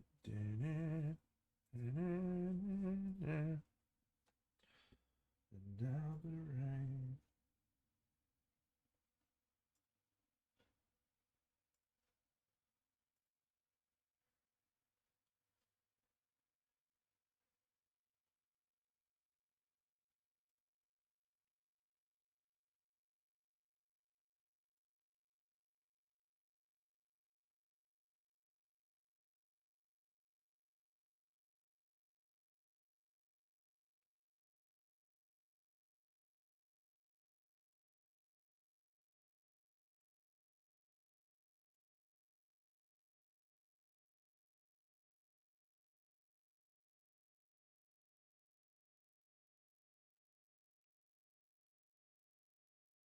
yeah, taking a bit of a leaf out of old Betty and Storm's book for this one with sort of picking a character from something that I enjoy. They do that with a little bit with their figures. Storm does it a lot, which is pretty cool. So I thought, yeah, let's give that a try. Inspiration strikes in many ways. It does.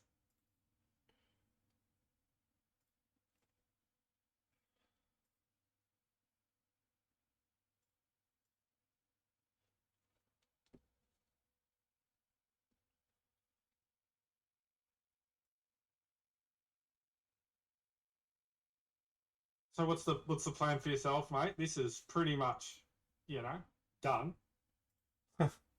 So probably squeeze out one more because is it Amitriel? She's not going to be here. G'day Hackathon, thanks for the follow, champion, subscription thing, whatever you did. Yeah, I think so. I looked up Amitriel tracking. She's still in transit from France. She left at some point. She hasn't arrived yet. She hasn't got through customs yet or something. So we got time for one more probably before we do that. But yeah, it depends on Stuff.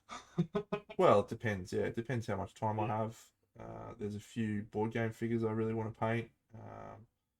So I might do them. Not sure at this juncture. Have you got some Oatsworn stuff still to do? Well, I've got some for the game that we're playing, which is going awesome. Yeah, how's that? Yeah, it's going well. But yeah, no, I have no real.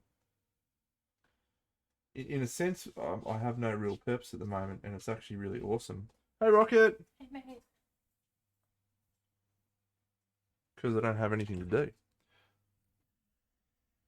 You know? So, that's great. It's not a bad place to be. So I'm just painting cool, fun stuff. Did I hear Rocket before say, do I want her to have a look at my stuff? Yeah, Give me she something offered do? to critique your piece. I'll be good, thanks. See that, Rocket? He said he wants that really, really desperately. So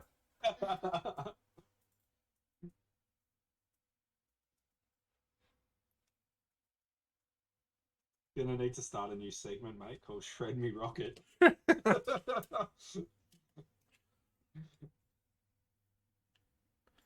you in for that, Rocket? Huh? Are you in for that? Shredding people? Tearing strips. Tearing strips off people? You down for that? Nice. Okay, let's go.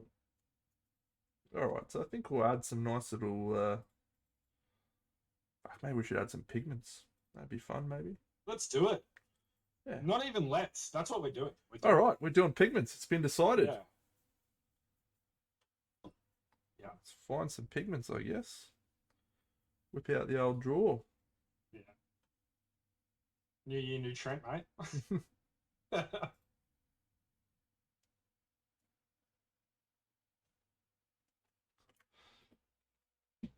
Another soul to hear. Bum, ba, da, bum, bum, bum. It's such a good song.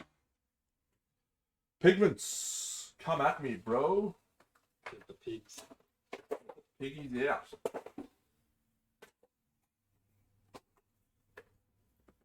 Got some of this light rust. We got some of this rust.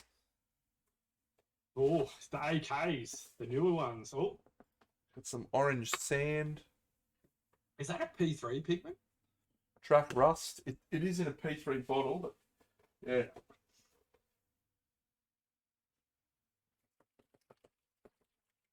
Maybe I should try some of this slimy grind light. It does require thinner because it's an enamel. Alright. Play around with these bad boys. So how do you like to apply your pigments, Andrew? Do you like to go dry? So I am a both. Sometimes I do like a wet layer first, let it dry, and then come back with some dry stuff just to play around.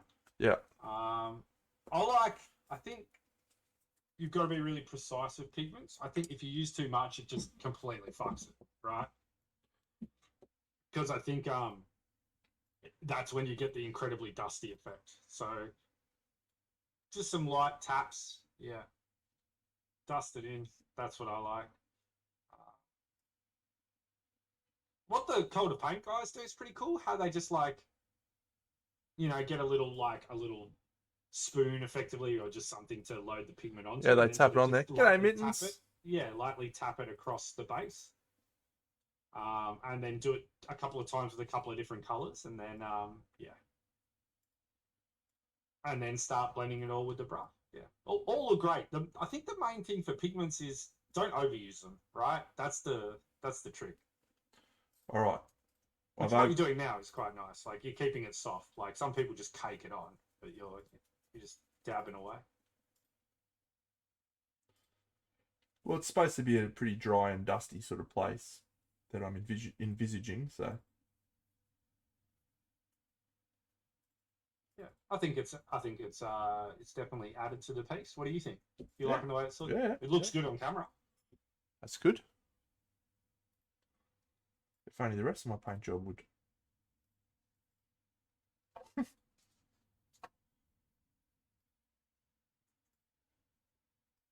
Do the pigments automatically stick to a base? So you don't need to glue pigments down. No, there are such things as pigment fixes. Yeah, okay, sorry, you said that.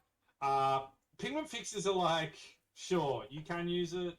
Most of the time you don't need to. You're not going to be touching it, so it's going to stay down pretty solidly, to be honest. It's one of those, like,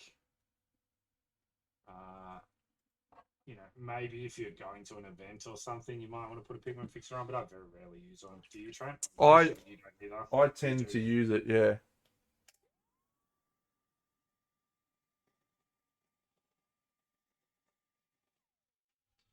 But only because I varnish after using pigments normally, so maybe I won't this time. No, I think I will. Yeah, I think you have to have a reason to use the pigment fixer, if that makes sense. Yeah. Like you don't just chuck it on for the sake of chucking it on. Because what it'll do is it will it will darken the pigments naturally. Like they lose a bit of their pop when the Yep. fixer goes on. I'm just using this because I have it sitting here and I don't think I've used it that much. It's an enamel paint or a something paint. Slimy Grime Light. I think you're supposed to use the white spirits or something. Oof. Yeah, you might need to. Has it got a bit on it? Oof. Aromatic.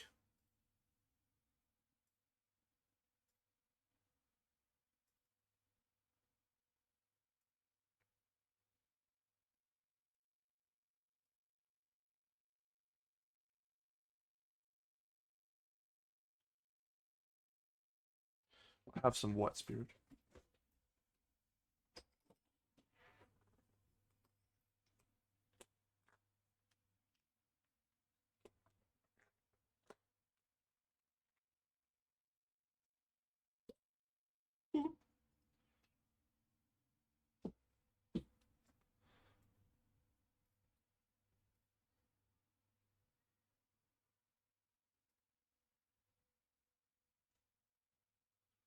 Yes, this is an acrylic, or sorry, a synthetic brush. So,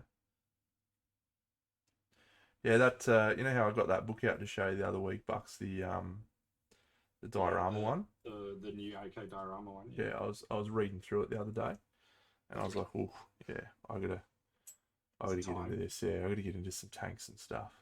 Yeah, I am for it. I'm like along the way for that ride.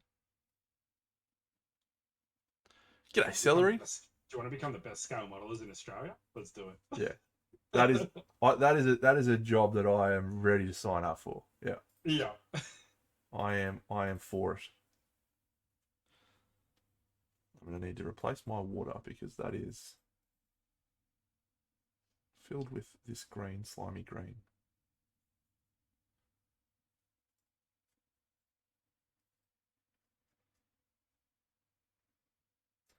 It's a product called Slimy Grime from MIG.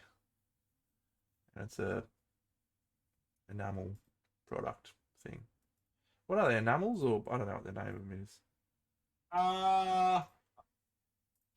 Might be an enamel. I mean, and well, enamel is actually very interesting. I got schooled up the other day by a friend who's like, so listen, someone started quoting to me, you know, I use enamel paints, and I couldn't understand what they were saying. I'm like, okay, and he's like, and let me tell you why. He's like, because enamel is just a finish. It's got nothing to do with paint or anything like that. And I was like, thanks for the lesson. I didn't ask for.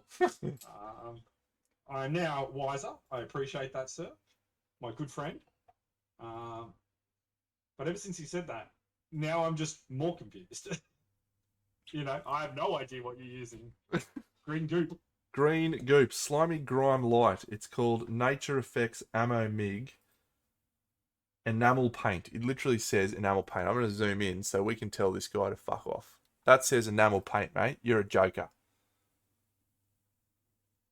I think that's the thing.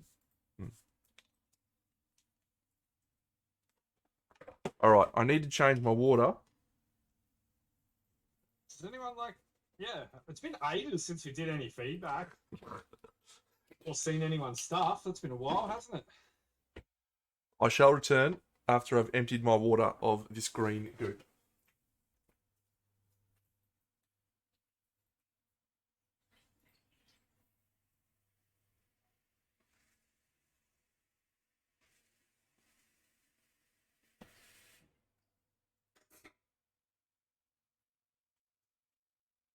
And we're back. Yeah, it's chaos on this stream, mate. You should know that by now.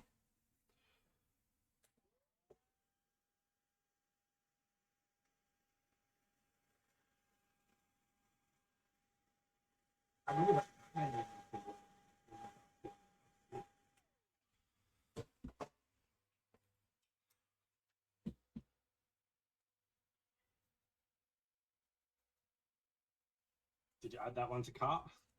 Which one? The Batman. The Batman. Oh, yeah, how good was it, eh? Yeah.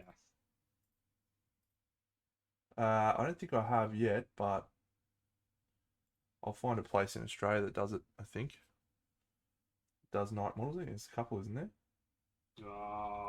Maybe like B&A potentially. Yeah. No, I think it's isn't one of those Sydney mobs. Oh yeah, maybe the Hobby Emporium does it. Because I'd like to paint it, eh? It's fucking bad. You know when you just get a little bit of that palate water in your mouth and you're like, oh no, that was a bad choice. Well, you're not a brush licker, are you? Not as much as you know.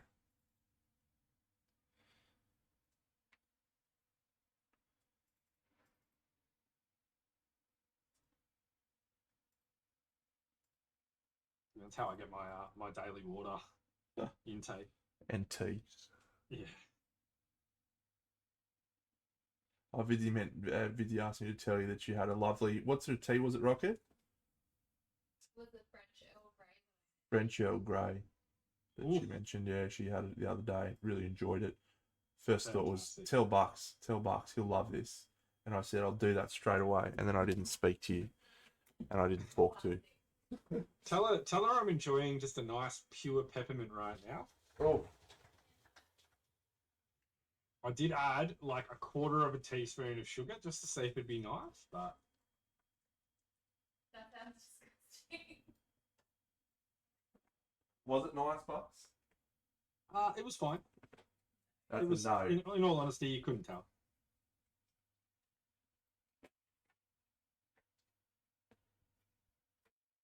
It wasn't as wild as the wonderful concoction we made at your place a couple of weeks ago, but Yeah. Yes, no. Some of these bad boys. it's a yes from me. Okay. But they might need to be painted. Yeah, a little we'll lighter. give them a spray. Yeah. Give him an airbrush. Give him like a nice, maybe like an English uniform. What do you Yeah. reckon? You got that flying around, Yeah, I've got everything lying around, mate. or even a khaki? Maybe one of these little scrubs. Sounds good. Mm-hmm. Precep always coming. Yeah, through. Persepi's coming through with the goods. Hot and Persepi. Yeah.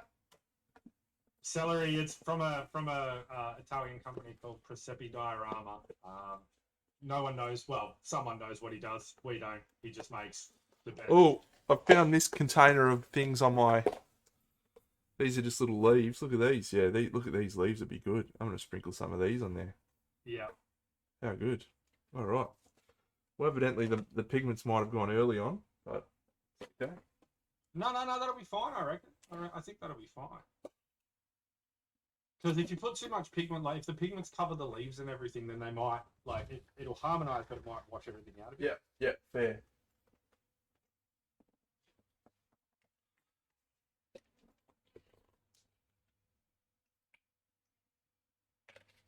This is so much fun. Is it not the best part? Just like finding little plants to play with. Did you see the base I sculpted last week? Yeah. What did you reckon? Yeah. No, I loved it. Yeah. Loved it. All the Yeah. flags and stuff on Yeah. the yeah. Call Seb.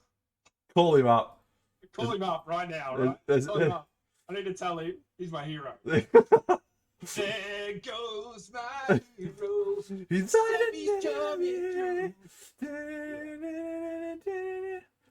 There goes Buck's hero. His name's Sebastian.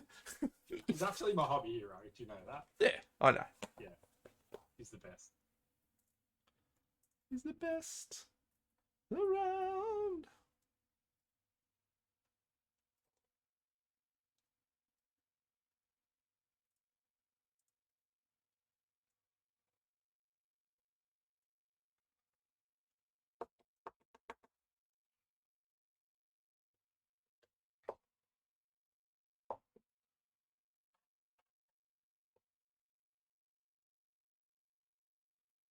He's ordinary. Ba-na-na-na-na-na-na. I'm not the biggest Fooey's guy, but watching them play that song with Taylor Hawkins' son on the drums, that's pretty impressive. Pretty good, wasn't it? Yeah, I saw that too. Yeah. I was impressed by that. Yeah, you know what? I think I might just go a little bit of this one. I don't think we'll go the other one. I don't reckon this needs too much painting either. I think a little bit of green's nice because I've actually got some green in the shield.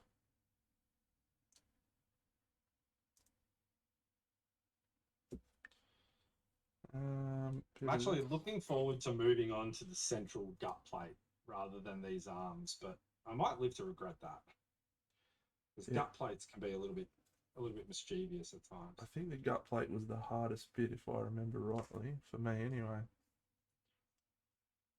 This fucking sword's pretty annoying.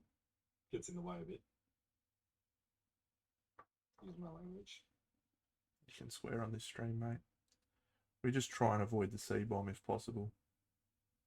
But it's unbefitting of a gentleman like myself, Trent. It is. It's uncouth. It's uncouth. It's uncouth and uncalled for. Yeah. Completely unnecessary. I've lowered myself to a standard that I now must hang my hat on. You should be ashamed of yourself. I should be.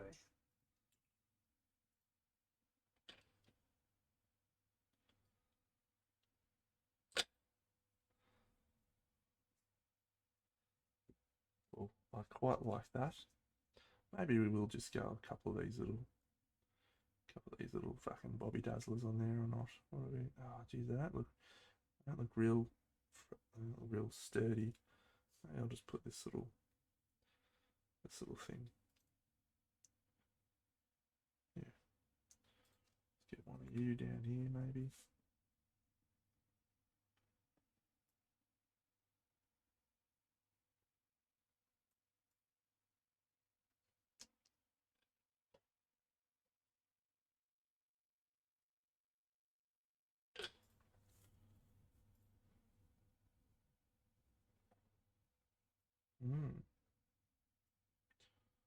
Well said, Chicken Man.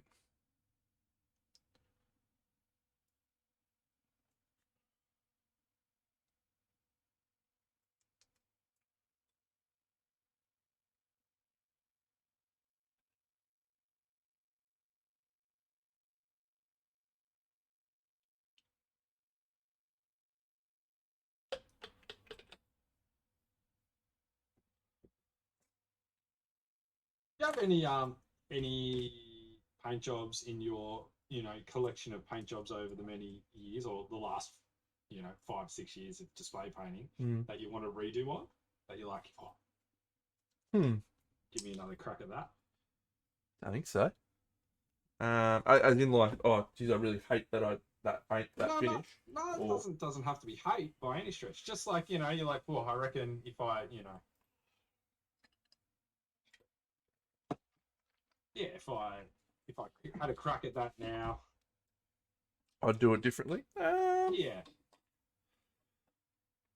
The one that got away.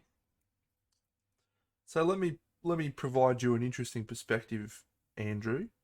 Yeah. I feel like as you progress as a painter, you could look back at any of your earlier works and feel like they're the ones that got away, if you know what I mean. Of course. But there's not usually like one that maybe stands out, whether it was like a crazy ride that you went on with the model and you're like, holy shit, like this thing was not easy, or it might have been a model that you had sentimental value to you, like that's just a really cool model. What's made me think is like Benny's going to strip down his minor and repaint it because he just wants to have that experience again. So I don't think there's any in my collection of paint jobs where I've been like, yeah, you know what, I wish I could do that one again because I'm not happy with the result. Yeah. There's certainly been paint jobs where I've been like, yeah, I'd love to paint that model again. Yeah. Yeah, well, whatever motivation, right? Like, well, I really enjoyed the Spira Pirates. Yeah. With Smee and the big dude and Jack Sparrow. They were just awesome to paint.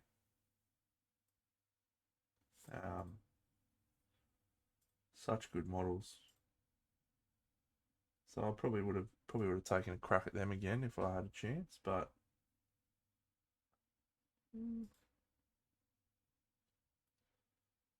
Probably They not are too very many cool models. others. They're up there for me for Spears. They're probably in the second tier of Spears that I really, really want to paint.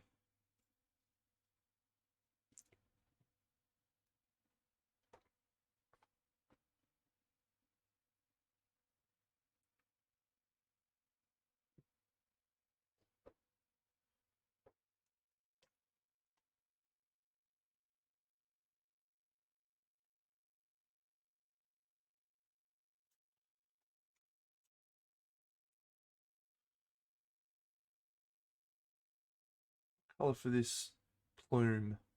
This plumy plume.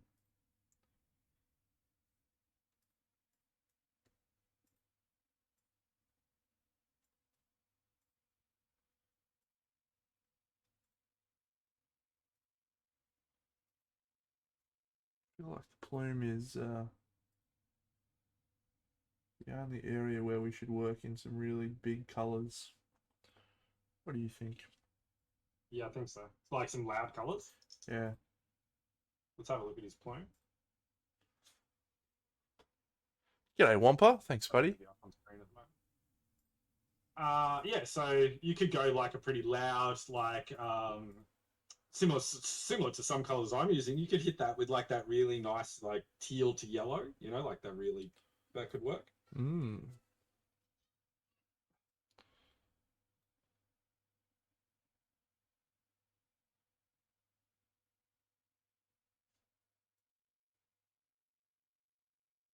Yeah, I'm not sure. I'm not sure I agree with Jared on that one. On orange to yellow, I think he's quite cool. So I think having like a, a warmer color Hey, would Rocket. just like steal the focus pretty heavily. What do you think? Yeah, I am. I'm not sure. My Sons of Horus have got you thinking of committing heresy. Is that what you're saying, Wampa? Or Sons of Horus in general have got you thinking of committing heresy?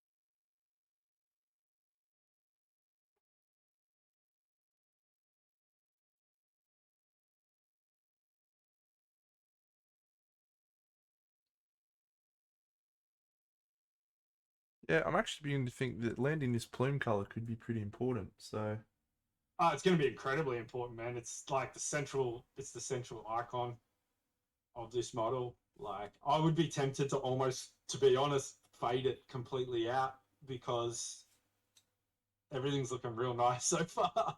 You know, like I think if you go too bold with this color, like it will steal the attention. What about like a blue gray? hmm. Into like a off white sort of thing, off warm white, up through the ivories, or even like the grimy, what is it, grimy stone sort of colors through rocky grey from AK.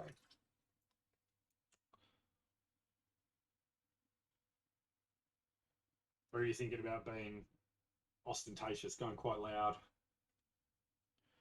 Uh, let's try this sort of middle stone, um, greeny grey. See how we feel about this sort of color. Just block it in for the moment. See if it looks any good.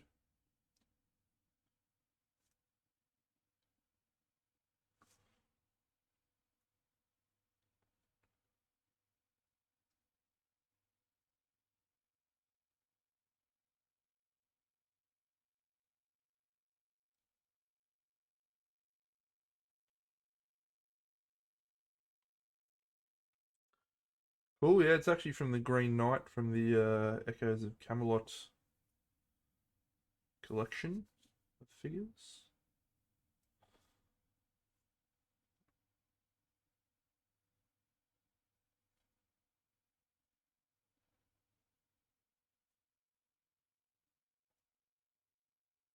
Did you give him a sword swap? Did you? Yeah. Yeah, he comes with a mace normally.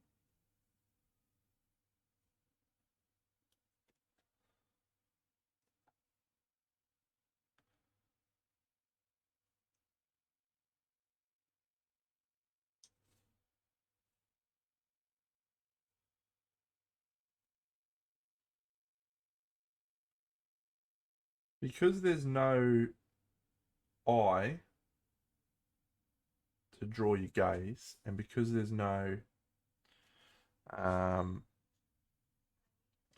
real focal change on the armor, like I've increased the face a little bit. Yeah. I just need to get past. All right, mate. I'm as far as I can get. I've got a massive guzzer. So do I, mate. Massive job as well. Yeah. We should get shirts made up. Will they fit us? We'll get massive guzzer shirts. Massive big Guz crew. Yeah. Let's do it. I'm in. Rocket looked good in her Stonebeard shirt the other day. Yep, she did. She wore it to the gym too. Didn't you, Rocket? Yeah. Covers the camel toe.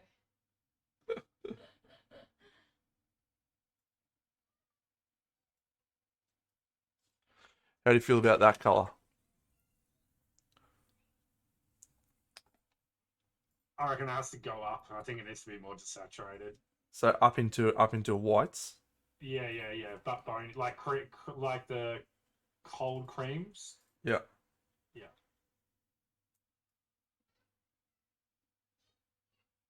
But not to clash with the there we go.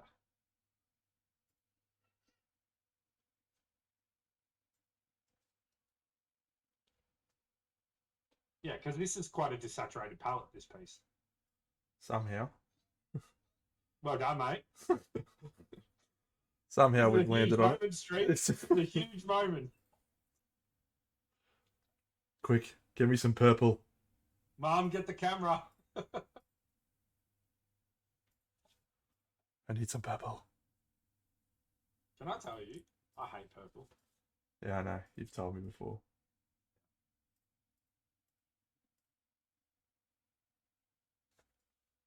And for anyone who's thinking about painting a full model purple in the future, don't.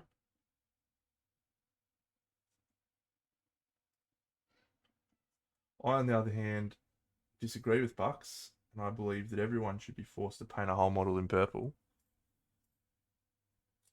at some point.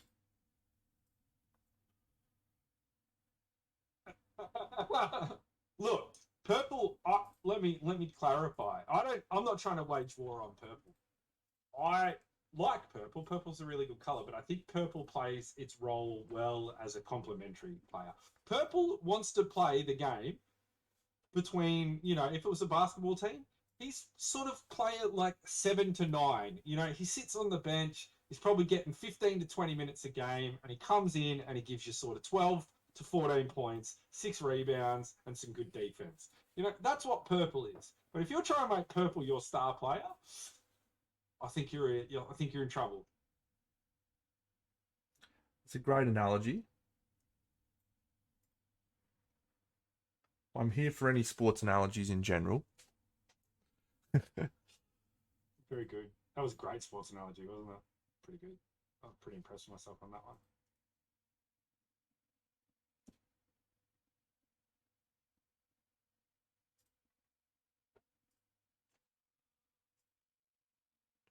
Surely you agree though, right? Like purple when utilized well is fantastic, but when overcooked, it's horrific.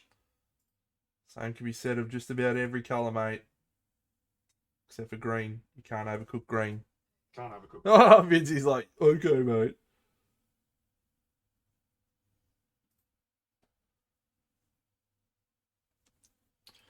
Yeah, Vincy's onto you pretty strongly, eh? She Yeah. knows. She doesn't let me miss it. She just fucking hammers it. Like too much purple is like cream on your hands. Oh, you got her. Did I get her? Yeah.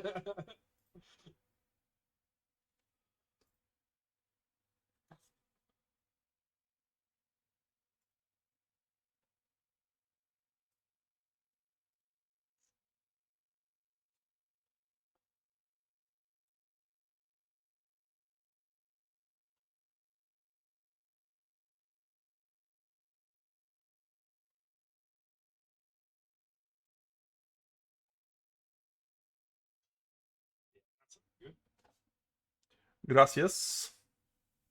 You happy with that? Yeah, I think so. I think it's pretty cool.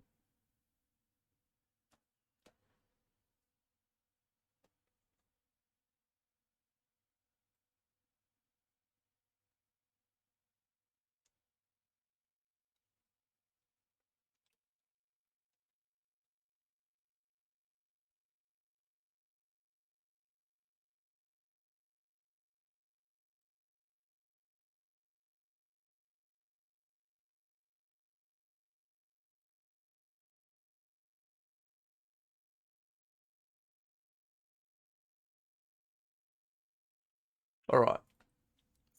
Let's yeah, I'll just keep tweaking this little bit of cloaky color, I think. Like what's happening up here.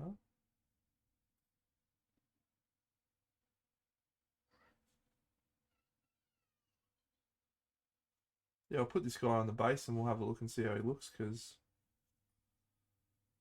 I haven't actually done that. Could be a problem. Well, we'll probably tweak the base with a bit of airbrushing just to knock everything down a little bit. Maybe just a touch.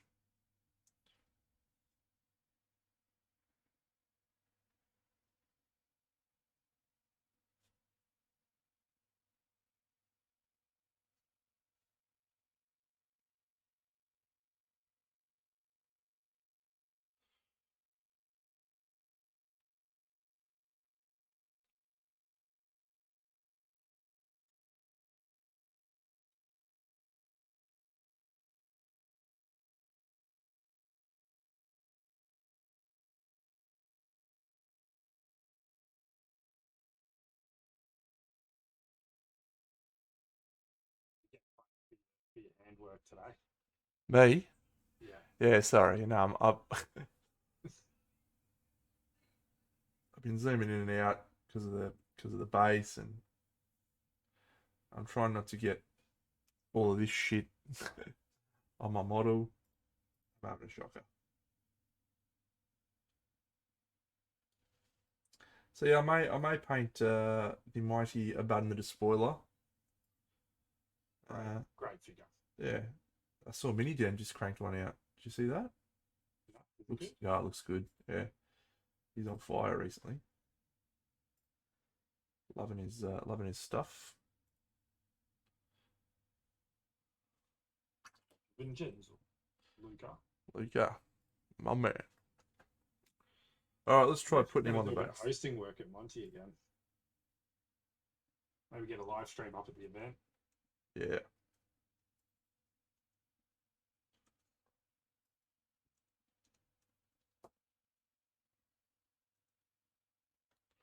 Ask away.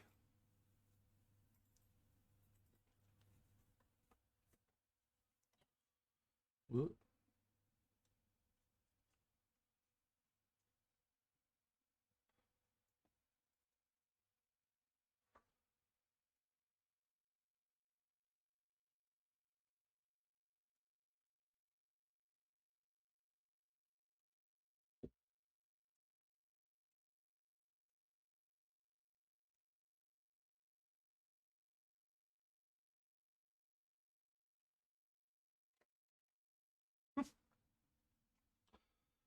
Drilling a hole in my finished base.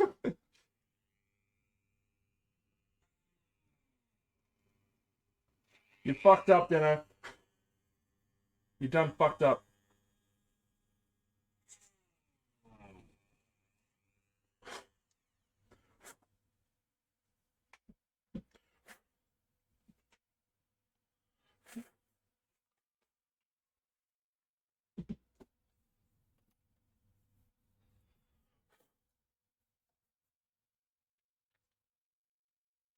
I'm perplexed how this entirely orange model has made you ask a question about green and purple, but proceed.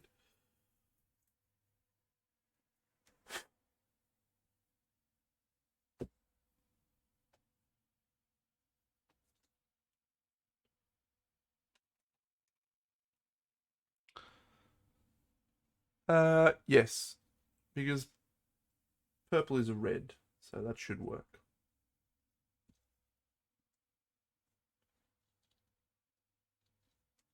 All right, here we are. Moment of truth. Here we are on the Wanderer. Yeah, he's looking great. Look at that verticality coming in. Yeah, just a little. He's got a little buddy up there. Yeah, a little owl, just because he's a cool guy. Is that his companion? Don't Or know. is it just an owl? Sort of like, hey, bro, how Yeah, g'day, mate. I'm just an owl. What's fucking doing?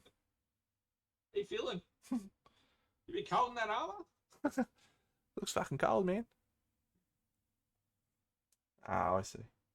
I like this. It's all pretty good.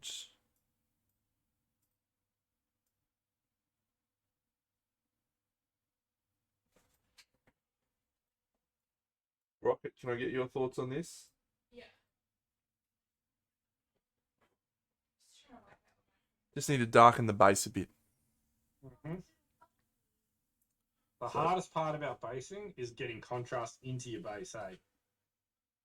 If you I find that challenging without just like, you know, killing it. what kind of feedback are you looking for? Just one where you're really nice to me.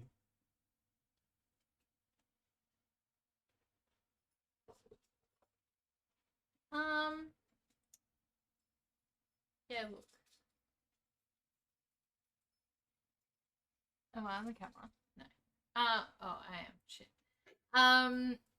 I think that the armor is too dark for the base. ambiance there. Yeah, we need to. We need to darken the base. Is what we need to do to make the base darker. Yeah, like maybe make it nighttime. That's a fundamental repaint, but okay. Well, you should have asked me earlier. Just change the whole piece, up, please. Because currently it's too much contrast. It's too much contrast. How dare you? Did you watch Black Books back in the day, Deno? I am familiar with Black Books. Yes. Do you remember the scene where he just comes in and is like, "Have you got anything in an aquarium?" That's the vibe I'm getting of it right now. Is, have you just got a whole new color scheme for me? Well, I'm just telling you. I don't think that the color scheme. Oh Jesus! I don't think that the color scheme of the armor works with the floor coverage, the foliage that you have going on your base. You're a piece The of foliage is foliage. gonna get changed. The green's got to get changed. It's got to be either the same color as the cloak or the same color as the ground, like tonality wise. Because what I think you should do is just you need to make the ground less like Alice Springs and more like the Black Forest in Germany. All right, coming in Black Forest in Germany, coming in Okay. hot and heavy. Here we go. Oof. Ready to Hey. just Have you got anything in a Black Forest? coming in, ready to roll. Let's bring this. More peat. Let's bring the heat. You asked. Valuable feedback, Rocket. Thank you.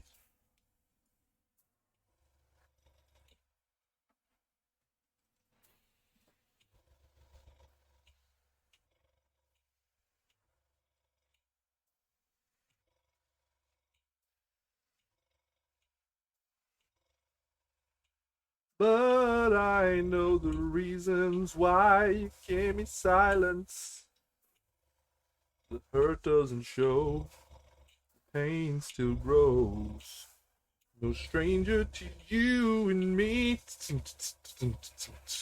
Get Rocket to do our rock base. Rocket will be having feedback. She'll be sort of what do they call it? Chief editor. Like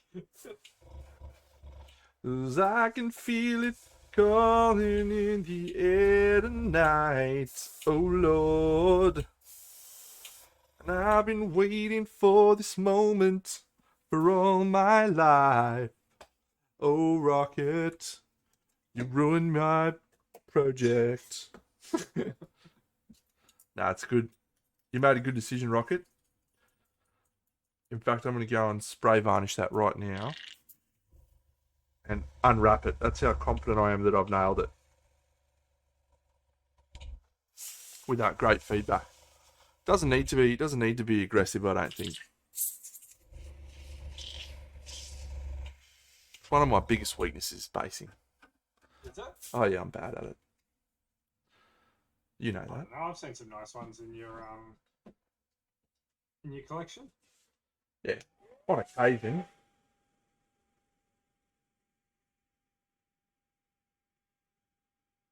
I forgot to do the owl. How are we going to paint the owl? I have no interest in painting this owl right now. Use some of the same colours that you used in the plume. Let's get some harmony going.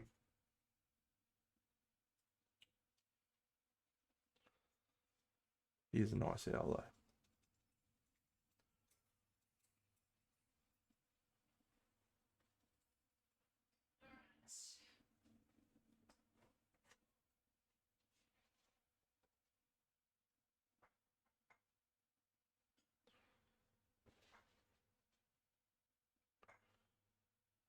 What are you doing, Rocket? All right. Well, in that I case, have to walk past about 10 times first. cool. Well, we might finish upstream then, just so you can go to bed in silence. What do you think of that? I was going to read my book, so don't do that on my account. So you're telling me I can stream till 2 a.m? No, but you can stream till a bit later than this. Great.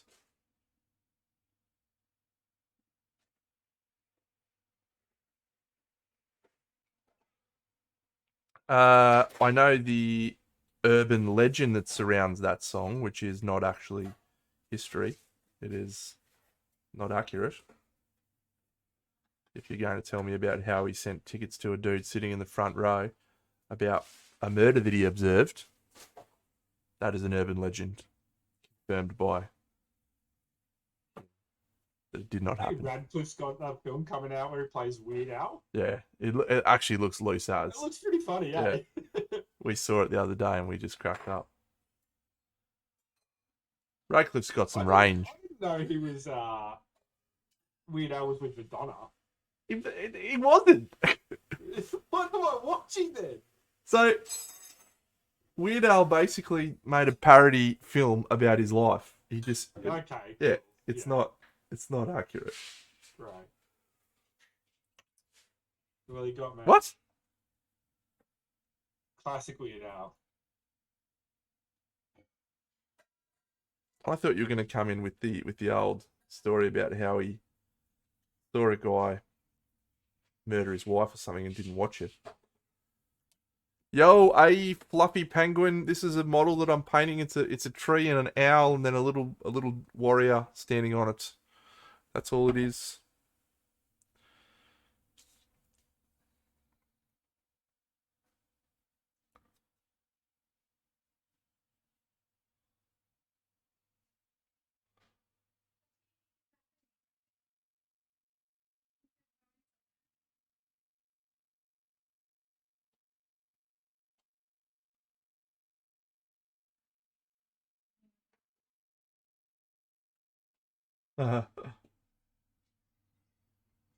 Yeah, start a new base completely, I reckon, for the model, and just use this and just have this entire piece be about the owl.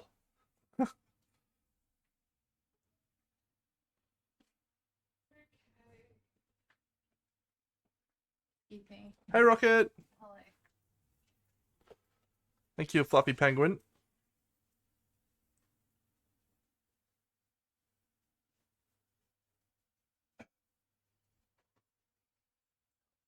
Tell you what, I'm enjoying watching David Aroba's videos at the moment.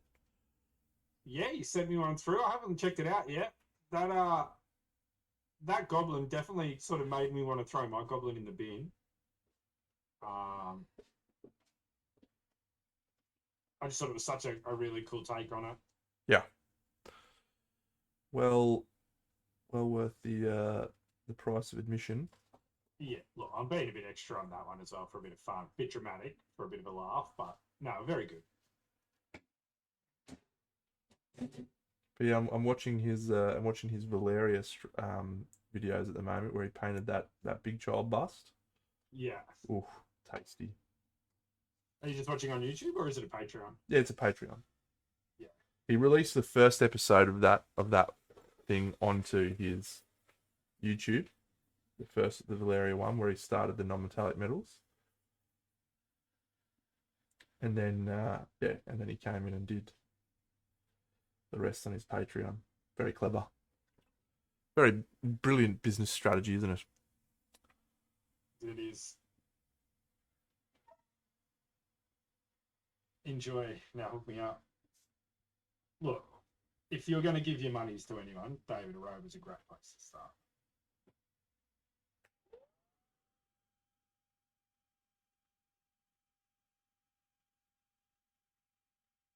Do you have many Patreons going at the moment? Sergio and David Aroba are the only two that I have.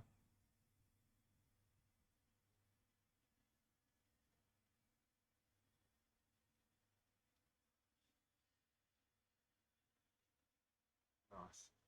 I just, There you guys. Sergio, you love Sergio. Sergio is my inspiration. Yeah. If one day I can grow up and be Sergio, I would be thrilled with that outcome. Get him out here. I'm working on it. I'll fly out. We'll do privates. Yep. I'd love that. Me too. I reckon we should get into Sydney like in the next couple of months. You happy? You still want to do that? Yeah. Well, yeah, I'd like to. So I'd like to probably do some classes actually. Yeah. I got some cool big child models that I want to order for a class. Potentially that Valeria model that I was just referring to. Valeria is the bust, yeah. The Sister of Battley looking bust. Yeah, with the shield. Yeah. Because I did a class a few years ago, which was my beginner class, right? And yeah, people have been harping on me to do like an advanced one, and I never felt really confident about doing an advanced one, but yeah, I think the time may be right. I'm getting to a point with my work where I feel pretty good, and I think I could put together a lesson on some of the approaches that I have to things that could be useful. That's what I think anyway. I haven't actually sat down and written it out yet, so I want to go to classes to see how classes are structured as well. Yeah.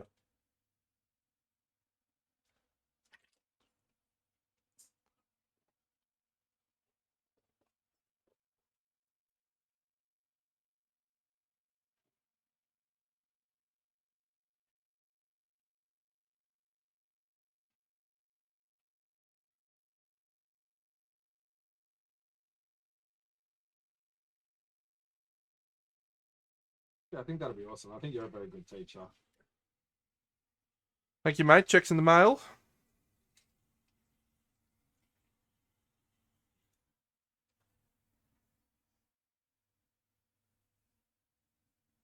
Yeah, I think it's something that's come out of your streaming. To be honest, I think I've said that before to you.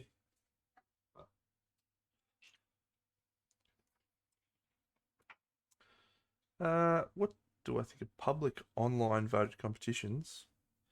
Are you talking about the recent Big Child Instagram one where the obvious... There's a couple. There's Maverick Paints has got one going, and I think DC's judging it as well.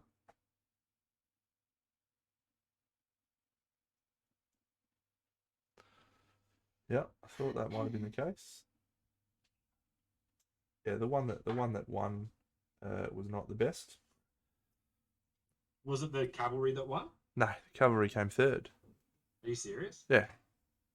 But it was the best by like a long shot. The Green Knight won. Yeah. Subject matter. I think that's what Frog Jim's alluding to. Yeah. Is that what's the value of... Oh, look, man, you can say what you think you feel was the better piece. That's okay, man. Like, you know, you're not, whenever a conversation strikes up, it's never taking away from the person that won. Like, You go. for every person that thought, the Cavs should have won, there's someone else or two Where people did you thinking put that? the Green Knight should have won. Yeah, art's subjective, mate. That's all it Yeah. is. And that particular that particular competition, it's publicly voted, and I just think sometimes the public is wrong, and that's okay, as Buck said. But to go back to your initial question, is there a reason to do a publicly voted competition? Yeah, not sure. Not slightly different. I think more competitions the better. Like, I think competitions act as a pretty great space to push people to get better. But I would say this for online painting competitions: if you can't take a photo, don't enter the competition. Don't waste your time. Like, you need to be able to take the most flattering photo that you can of your model, as it plays such a massive role in the viewing of said model. So it's probably a bit harsh or a bit black and white, but I mean, there's a reason why for when Cold of Paint did it, they actually judged partly on photo as well. So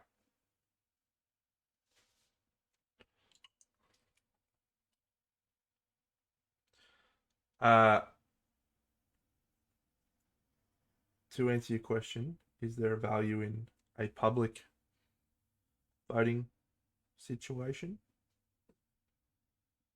Depends on what you are determining as your value. If you think that being judged as the winner is most important, then no, I don't think that a publicly voted competition is the way to go. But if you are just talking about getting an opportunity to show off people's models and have people be proud of something, yeah, absolutely. Why not? yeah, I mean, as soon as it goes to public, you're literally it's the rule of cool now. So Well, no, or it's the rule of I've got more friends that voted for it. Like the Craft World yeah, competition's a good example of, they were giving away a frozen Sonic. If you, if you're smart, you just say, hey mate, go vote on this. Mum, dad, cousins, brothers, win me a fucking thing. but surely that's not gonna equate enough votes to really matter. Like, it would help, but it's Depends. Depends on the situation.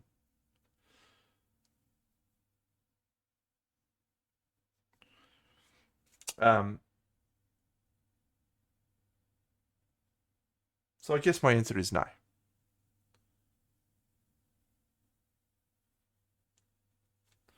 I don't see an awful lot of value in it.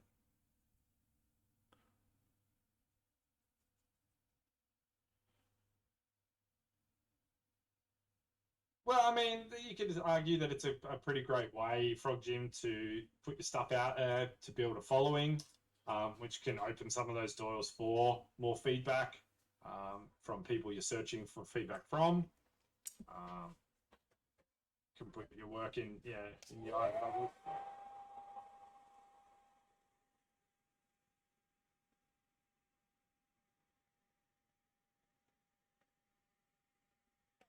Now I'm going to varnish it.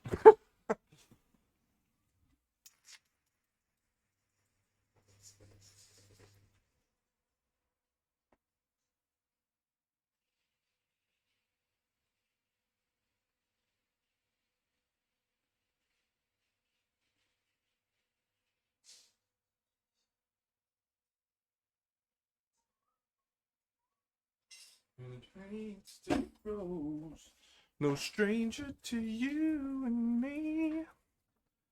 Alright, I'm going to rip this off because I think this is important. See how it looks.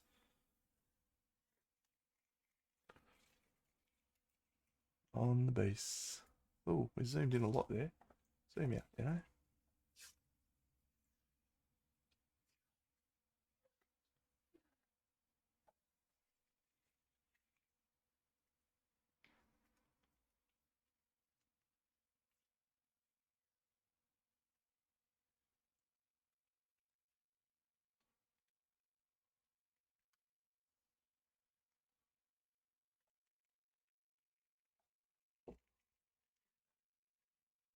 Hey, buddy. You alright? Did you have a good day?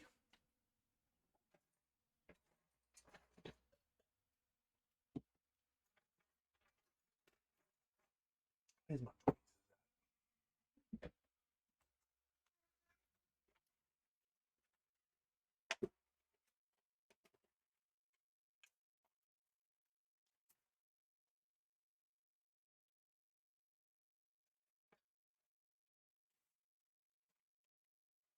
Yeah, did I tell you I actually assembled a button last night? No, no. Yeah, he's assembled. Here he Nice. is. Here he is. Oh, he's a decent size, isn't he? Yeah, he's got some heft. He's kind of like what, 54, like weird 54. Yeah, close.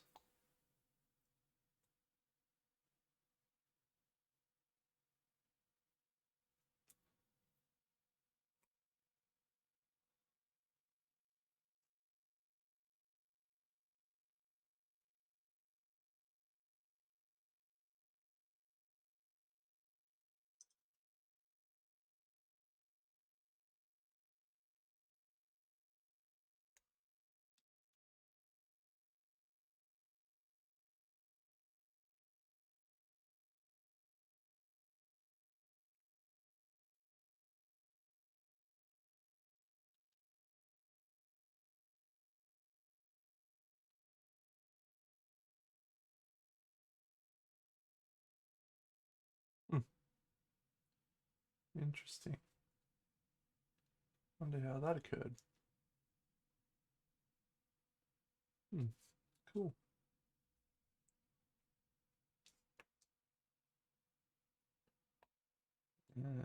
PVA glue, maybe? Not sure. What's that? What? Oh, this is masking tape. Oh, it's just locked in, is it? Yeah, well, I taped the edges and then because of the base that Oh, yeah, it's tapered, isn't it? I sculpted it sort of down and then I covered the tape and I was like, oh, that's fine, I'll just peel the tape out and then do a little black lining. It's working well. That approach.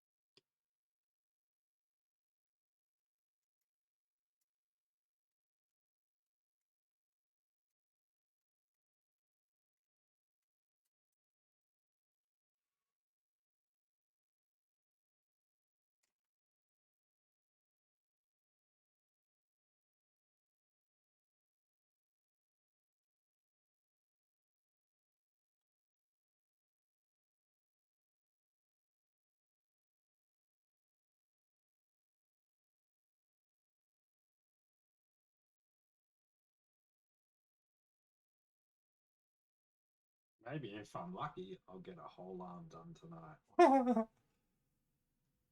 Oh, chunked a bit of that I off. wish I could be more efficient.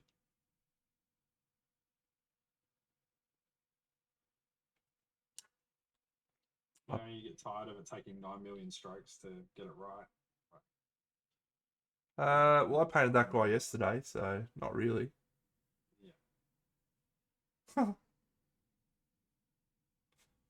Maybe not a problem you face.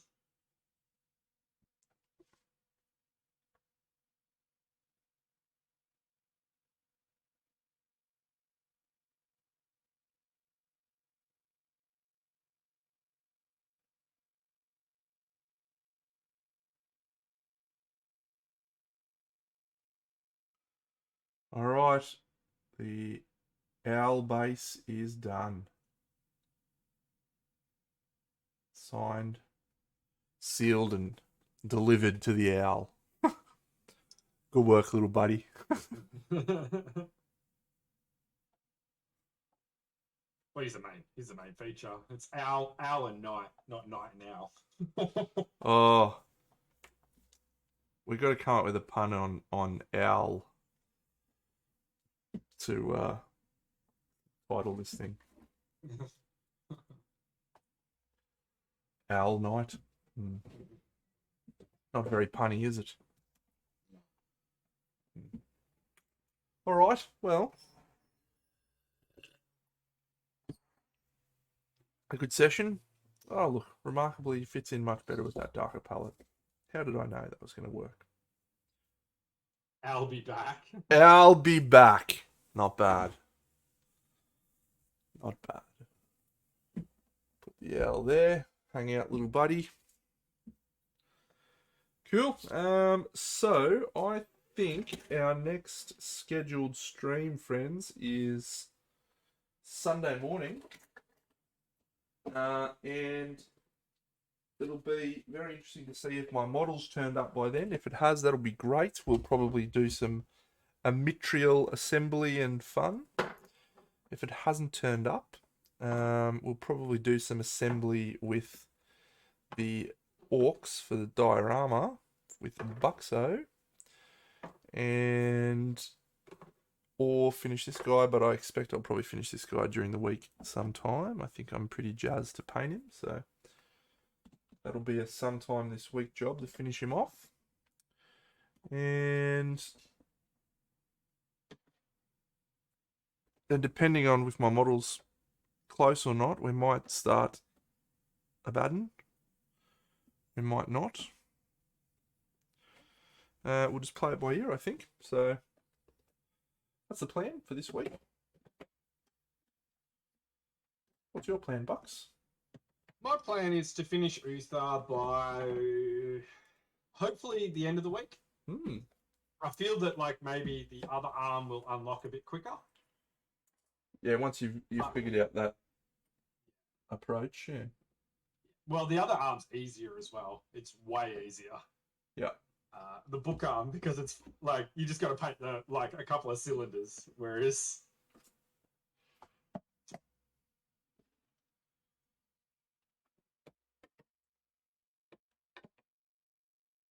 yeah, this one a little bit trickier. Have you tried those paints we picked up at QMHE yet? The SMS ones? Yeah. No, have you? No, I haven't. I've got them sitting here. I'd like to give them a whirl. Yeah, I was thinking to myself, I should give those a try, and then I just never got around to it on this project. Yeah, because that's homegrown. That's an Australian product, isn't it? Yeah. Always nice to support a local.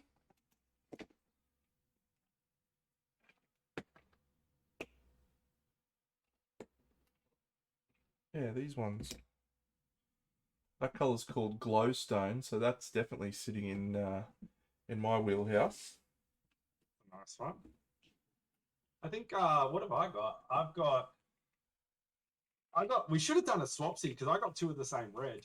Oh, did you? Why didn't you? Yeah, I got two Viper reds. How does one fucking... One deep royal, which actually looks mint as a color, and one nuclear glow. Did you get nuclear glow? No, I got... Yeah, here's the ones I got. I got Glowstone. Yeah, chuck it out on the palette maybe or something. Yeah, I'm just gonna have a little... Yeah. They've got a nice lid. Yeah, I love playing around with paints, eh? Yeah, that is a nice lid, isn't it? Oh, this got a bit of pump, man. This green.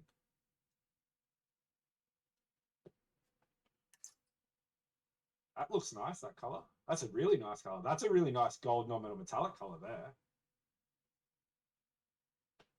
What do you reckon? Pigment's probably not as strong as I would like.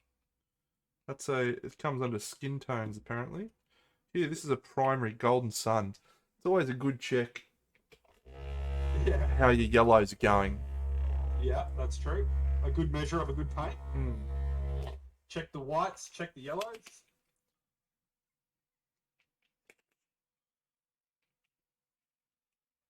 These lids are Deno proof. Ooh, this yellow could be promising. This yellow reminds me of Chimera Warm Yellow. Probably not a good gauge to paint this yellow on black, but Yeah, look at the yellow looks too. this color I like. This is called Maroon. Send it to the bin. The yellow's Can I done. tell you a color that I think you should pick up? That Yeah. is just like just using the fuck out of it right now. Golden's high flow, so it's an airbrush paint, but I use it both. The alizarin crimson hue. Killer. Oh, this could be the banger. This could be the color of champions. Oh, that's wine red right there, mate. That is wine red. Oh no, I've broken this lid. I've done myself. Challenged individual when you want to be. I've done myself a mischief. Oh look, it's just a little transparent. I don't love the transparent. Well, let me retract that. I like. That's close to crimson. That's close to what I use at the moment.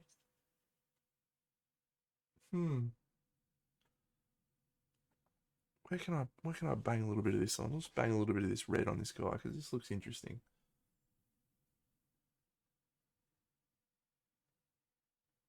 Oh, you've still got to paint his sword. Yeah. Chuck a little bit into the like watered down into the browns on the lower leg. That could work nicely.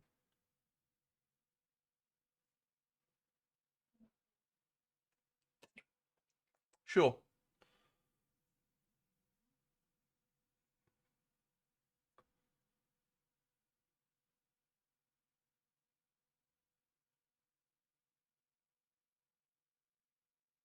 Yeah, because you went darker on your base, so you can go darker in here now. Is that adding anything at all? Boosting the shadow a little? Or boosting Yeah. It's nice. It's nice.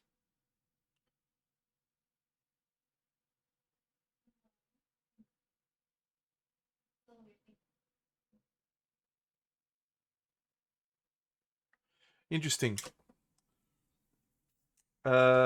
This yellow tan is good. Good coverage. Yellow primary golden sun can eat a dick. Did you just put it straight in the bin? Close to it. Close to it. It's in trouble. Infinite blue. To the back racks. Oh, here we go. There's a color called Nightshade. I'm gonna have a little Bobby Dazzle of that. Sticky at that. Let me have a look at this Viper red. The royal blue, is that royal blue? Deep royal, which is like this blue purple. It's a color I've been looking for a while. Didn't even realize I had it.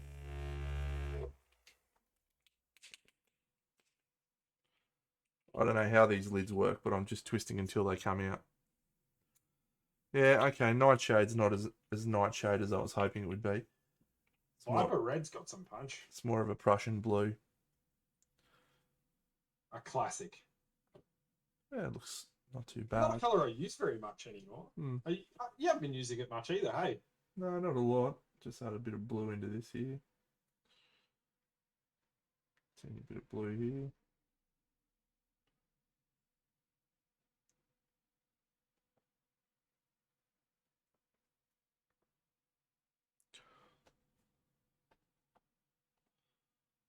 Look, I'm not saying these paints are trash.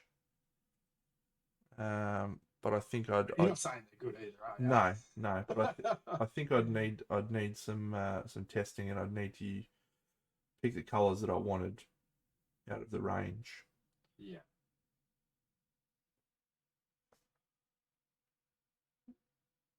But yeah, we'll see. Yeah, no. So to finish this guy off, we need to do the sword, and we need to do the